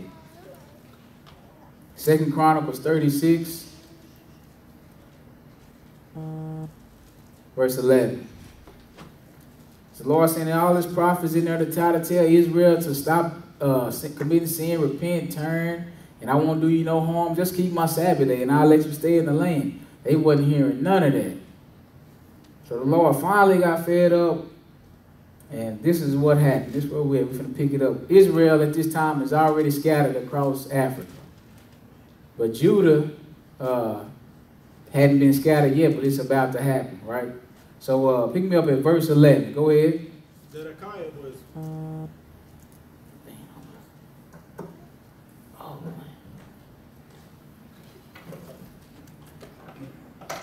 Okay. I think it's these ones.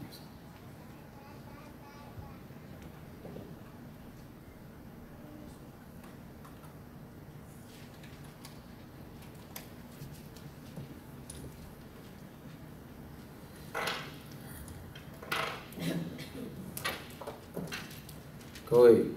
Zedekiah was 21 years old when he began to reign. So he's 21 years old. Zedekiah was 21 years old when he began to reign in Judah, and he was the last king that Israel has ever had that looked like them, even to this day.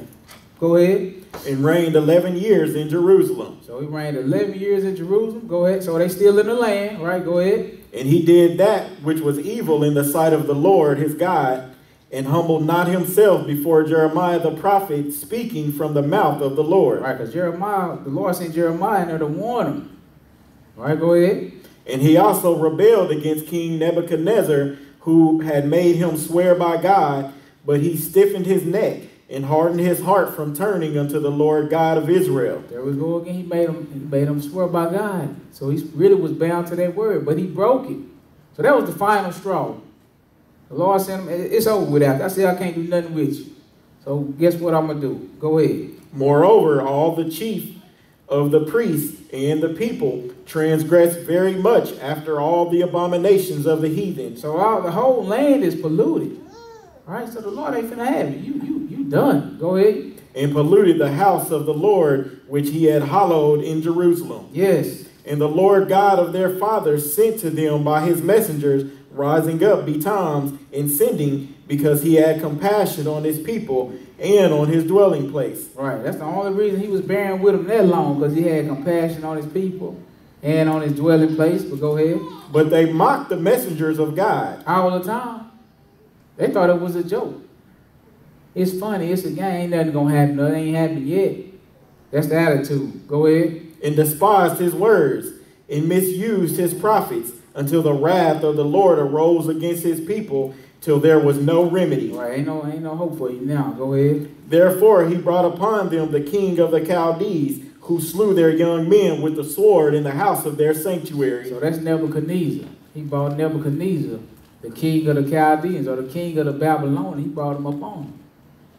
Which is natural that he would bring a king from Babylon, considering that's where he called Abraham out of. So you going right back into captivity in the place where I called you out at the first. Just like the whole world is under Babylon the Great now. Go ahead. And had no compassion upon young man or maiden, old man, or him that stooped for age. That's right, because the Lord done with him now. So he sent this king Nebuchadnezzar in there. He said, don't have no compassion on none of them. Old, young, don't make no difference. Babies, suckling, no, I don't care. Take them all out. Go ahead. He gave them all into his hand, and all the vessels of the house of God, great and small, the treasures of the house of the Lord, and the treasures of the king, and of his princes. All these he brought to Babylon. And they burnt the house of God, and brake down the wall of Jerusalem. Yes. And burnt all the palaces thereof with fire. Yes. And destroyed all the goodly vessels thereof. And them that had escaped from the sword carried he away to Babylon. All right, so the ones that escaped from the sword that would have got away, he caught them. They was caught. We're going to see how they was caught. And he said he carried them away as captives. Where at? To Babylon. That's right. Go ahead. Where they were servants to him and his sons until they reigned of the kingdom of Persia. Yes. To fulfill Go ahead. To fulfill the word of the Lord by the mouth of Jeremiah, until the land had enjoyed her Sabbaths. For as long as she lay desolate, she kept Sabbath to fulfill 70 years. Yeah, so okay, so at that time you still had some Edomites mingled in the land of Judah. And we're going to see why the Lord was sending Nebuchadnezzar to take down Jerusalem. What was our brother doing? Let's find out. Let's go to Obadiah. Because we even had some that would have escaped the sword. They still got carried away captive. The Lord was sick of Judah at that time. He took them all down. They just fed up. We can't take it no more.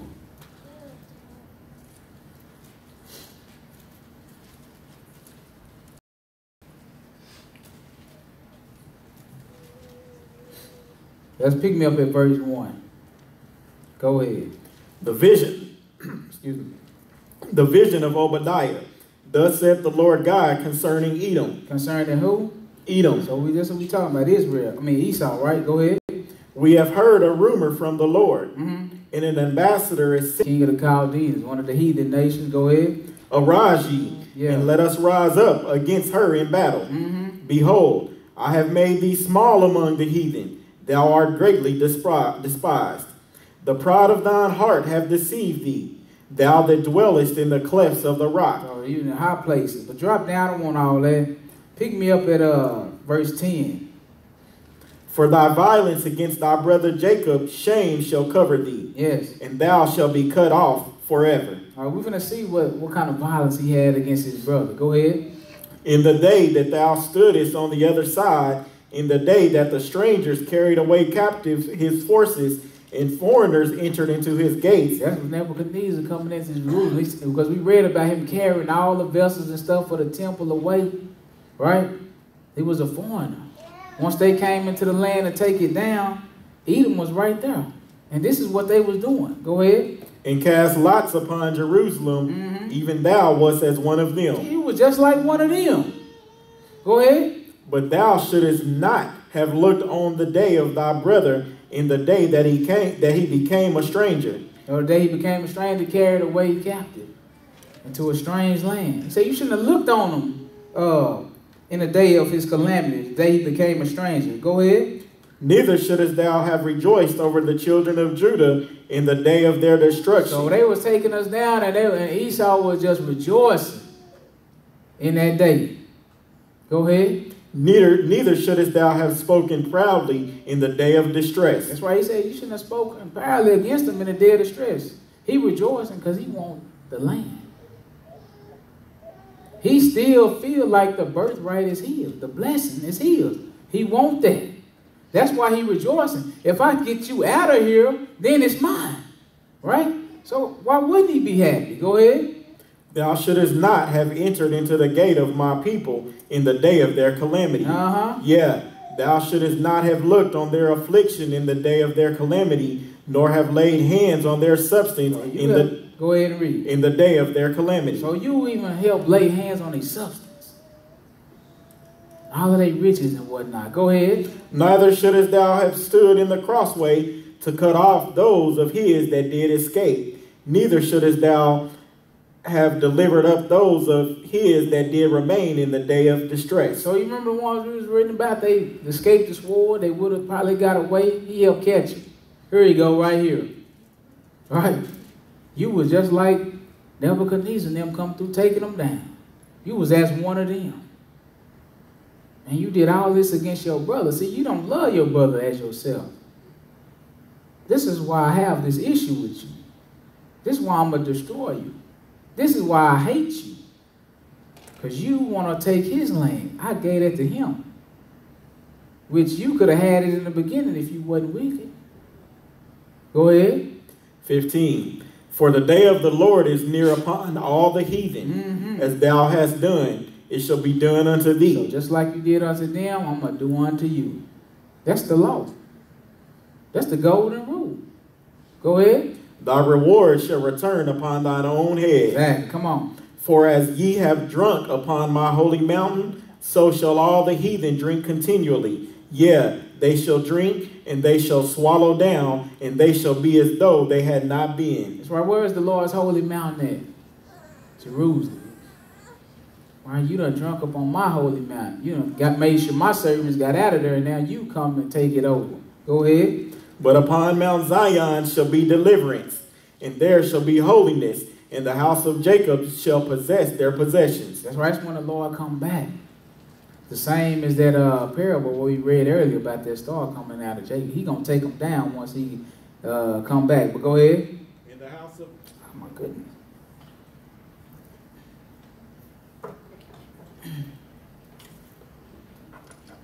Maybe it's these two. The house of who? Jacob. Okay.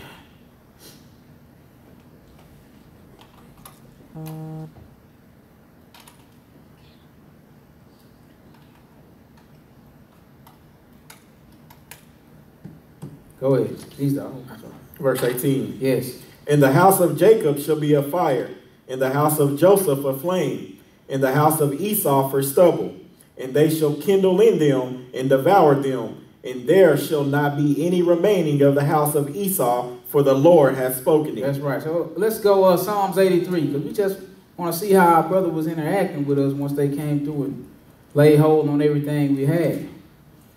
You say you helped lay hold on a substance. You was helping taking them down. You was rejoicing. You understand? You think you're going to get away? The Lord saw all of that. Pick me up at verse 1. This is Psalms 83 and 1. Hearken to the scripture. Keep not thou silence, O God. Hold not thy peace. Somebody give me a mic over there, please. Yeah, no, that's not. We about to. Don't worry. Give me a mic over there. You ain't put no string on. Can you hold it, Will?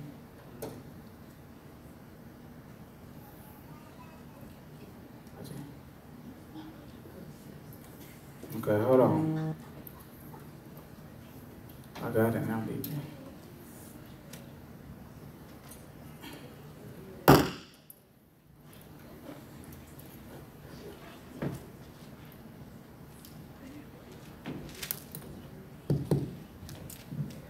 See how loud it is.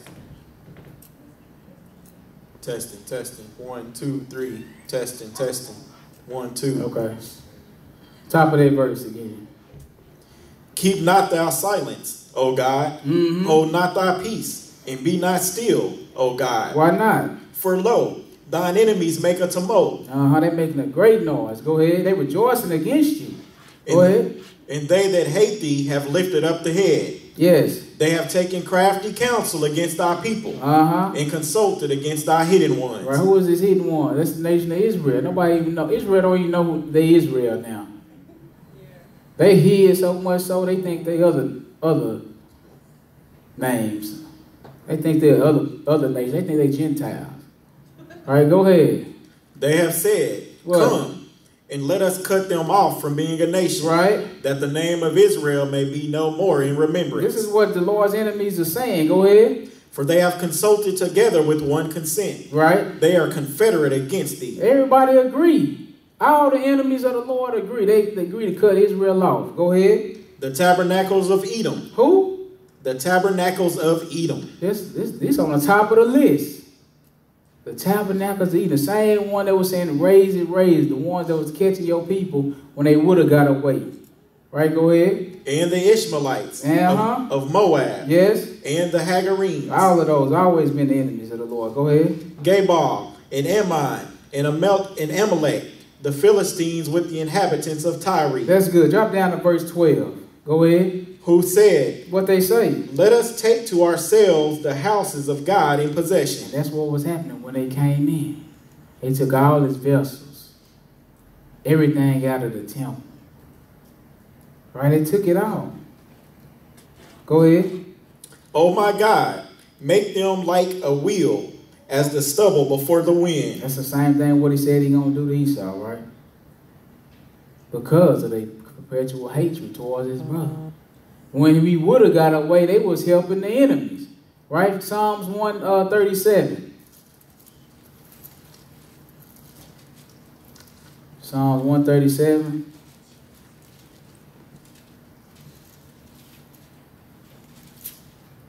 We'll pick this will be the last scripture. We'll pick it up in this place once we resume next week. Psalms 137 and verse 1. Hearken to the scripture. By the rivers of Babylon, there we sat down. Yeah, we wept when we remembered Zion. That's right, because what you weeping for now, you done been kicked out of the land because your disobedience. And where did he take you? He sent Nebuchadnezzar, the king of Babylon. And he said, they sat down by the rivers of Babylon and they wept once they remembered Jerusalem. Go ahead. We hanged our harps upon the willows in the midst thereof. Yes. For there they that carried us away captive required of us a song. Yeah, they captives. That's what they required of them. Why don't you play us one of them Zion songs? Just like they do today. But go ahead. And they that wasted us required of us mirth. Yeah. Saying, sing us one of the songs of Zion. Yeah, we need y'all to be happy in this land. Sing us one of them songs of Zion. How shall we sing the Lord's song in a strange land? Right, this how the people, how we going to sing the Lord's song in this strange land? Go ahead. If I forget thee, O Jerusalem, what's going to happen? Let my right hand forget her cunning. He said, this is how important Jerusalem was. He said, if I forget you, O Jerusalem, let my right hand forget its skill. I can't even play the harp. Let my right hand forget its skill. Go ahead. If I do not remember thee, let my tongue cleave to the roof of my mouth. That's right. If I can't remember you, old Jerusalem, just let me be quiet. Go ahead. If I prefer not Jerusalem above my chief joy. Yes. Remember, who? O Lord, yes, the children of Edom in the day of Jerusalem. So remember the children of Edom what? In the day of Jerusalem. What happened? Who said, raise it, even to the foundation thereof. Right, that raise it, that means destroy it. This is what they said. Destroy Jerusalem, destroy it in the day of our calamity. Go ahead. O daughter of Babylon, yes, who art to be destroyed, happy shall he be that rewardeth thee as thou hast served us. Who is that? That's the Lord going to reward. Just as you reward his people. But you can see why the Lord is so mad at Esau. Why he hate him. He hate him because how he treated his brother Jacob. All throughout the pages of time, this is what he did. He had a perpetual hatred for him. When they came out of the wilderness, he hated them. Wouldn't let them pass through his land, he smited them.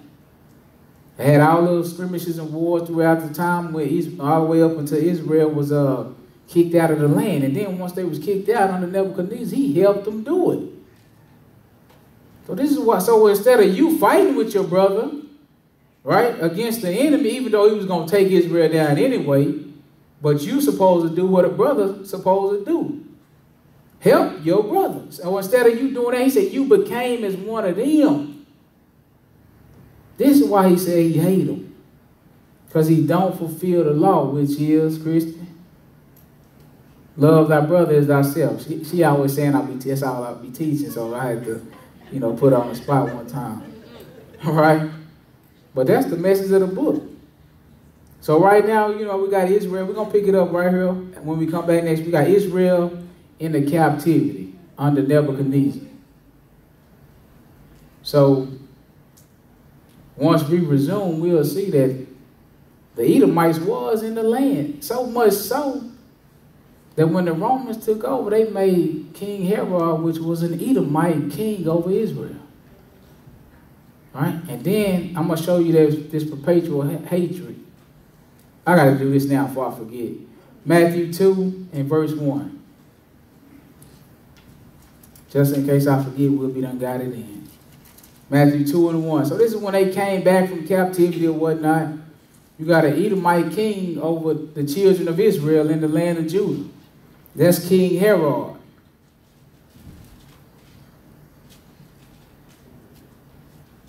And this how bad the hatred is. Verse 1. Matthew 2, verse 1. Go ahead. Now when Jesus was born in Bethlehem of Judea in the days of Herod the king, behold, there came wise men from the east to Jerusalem. So this is what we got. We got Herod, the Edomite king. Right? Jesus was born during his time. Right? So this is what we have. So now you got wise men from the east come to Jerusalem. Go ahead. Saying, yes, where is he that is born king of the Jews? What happened? For we have seen his star in the east. That's prophecy, right? That's what he told them in Numbers. A star going to rise out of Jacob. Right? He said, where is he? We saw it. We've seen his star. Go ahead. And are come to worship him. Now, what king is that going to sit right with? Go ahead. When Herod the king had heard these things, he was troubled. That's right, because he a madman. He a killer. He killed his wife and whoever else had that he thought wanted his throne. So it wouldn't be nothing for him to kill a Jew. I already got a perpetual hatred for Jacob. I'm Esau. And now you telling me a star that's going to be born out of... it's nothing for me to kill Jesus.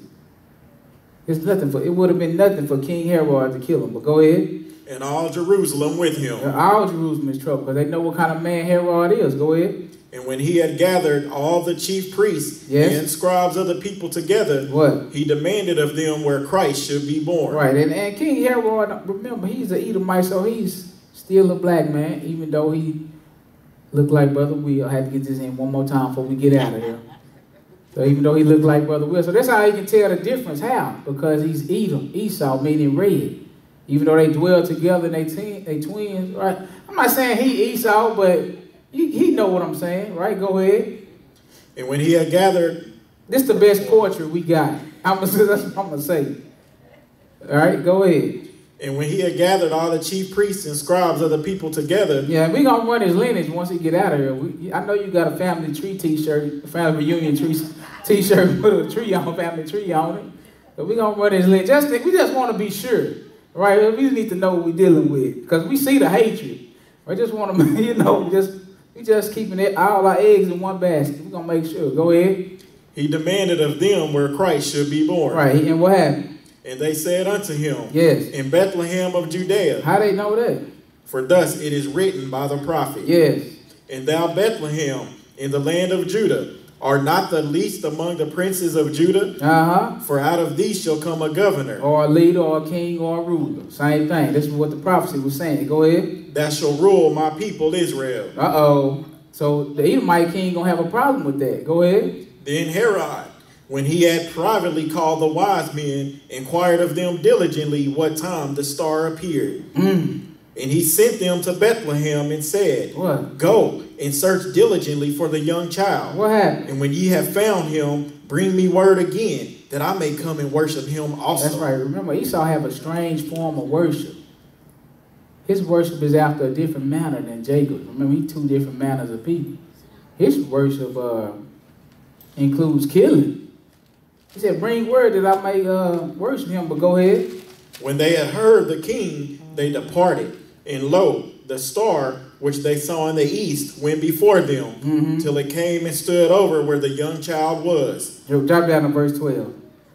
Go ahead. And being warned of God in a dream that they should not return to Herod, they departed into their own country another way. That's the wise man. Go ahead. And when they were departed, behold, the angel of the Lord appeared to Joseph in a dream, saying, What? Arise, yes, and take the young child and his mother, and flee into Egypt. For what? And be thou there until I bring thee word, for Herod will seek the young child to destroy him. That's right. Just like he ran into Egypt to hide him, right? Because he looked like the Egyptians. Just like that Edomite ran into Egypt to hide from King David. Same thing. Go ahead.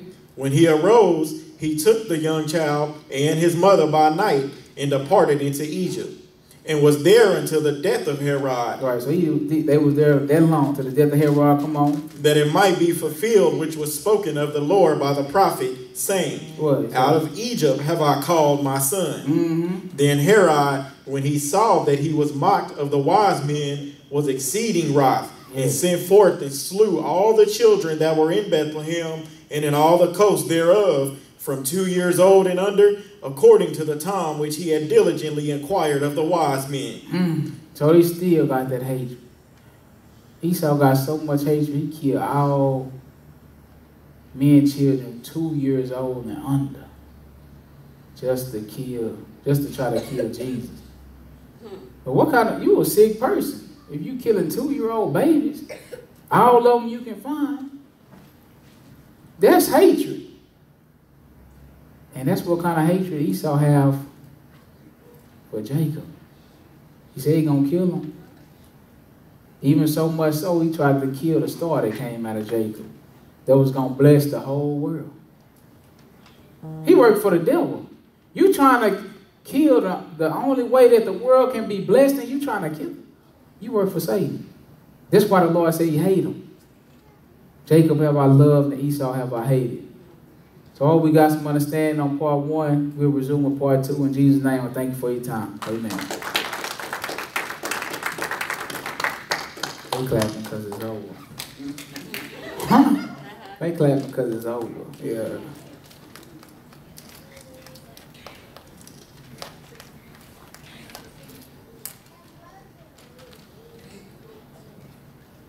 All right, look like all the kids in here.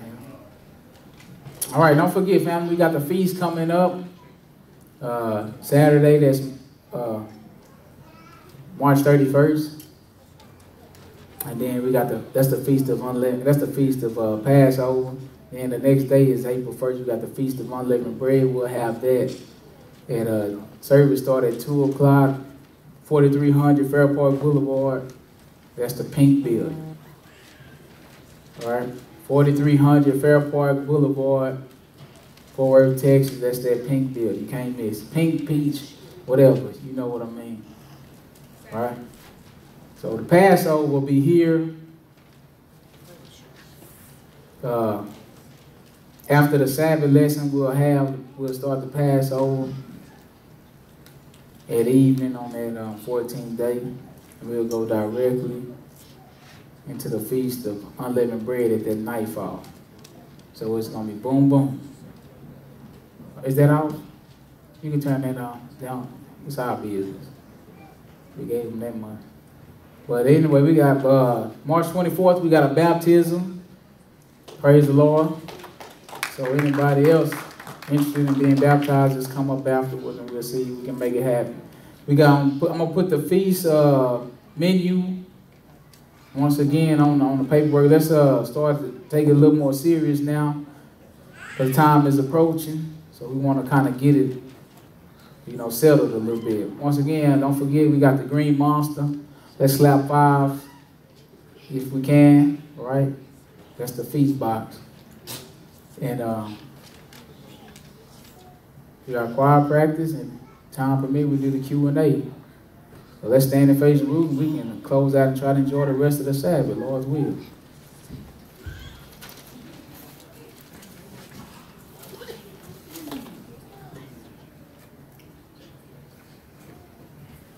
I should have been marked. Our Father which art in heaven. Our Father which art in heaven. Hallowed be thy name. Hallowed be thy name. Thy kingdom come. Thy kingdom come. Thy will be done in earth. Thy will be done in earth. As it is in heaven. As it is in heaven. Give us this day our daily bread. Give us this day our daily bread. And forgive us our debts. And forgive us our debts. As we forgive our debtors. As we forgive our debtors. And lead us not into temptation. And lead us not into temptation. But deliver us from evil. But deliver us from evil. For thine is the kingdom. For thine is the kingdom. And the power. And the power. And the glory. And the glory. Forever. Forever. In Jesus' mighty name we pray. In Jesus' name we pray. Amen. Amen. Sing unto God. Sing unto God. Sing praises to his name. Sing praises to his name. Extol him that rideth upon the heavens. By his name, Yah. And rejoice before him. In Jesus' name we pray. Amen.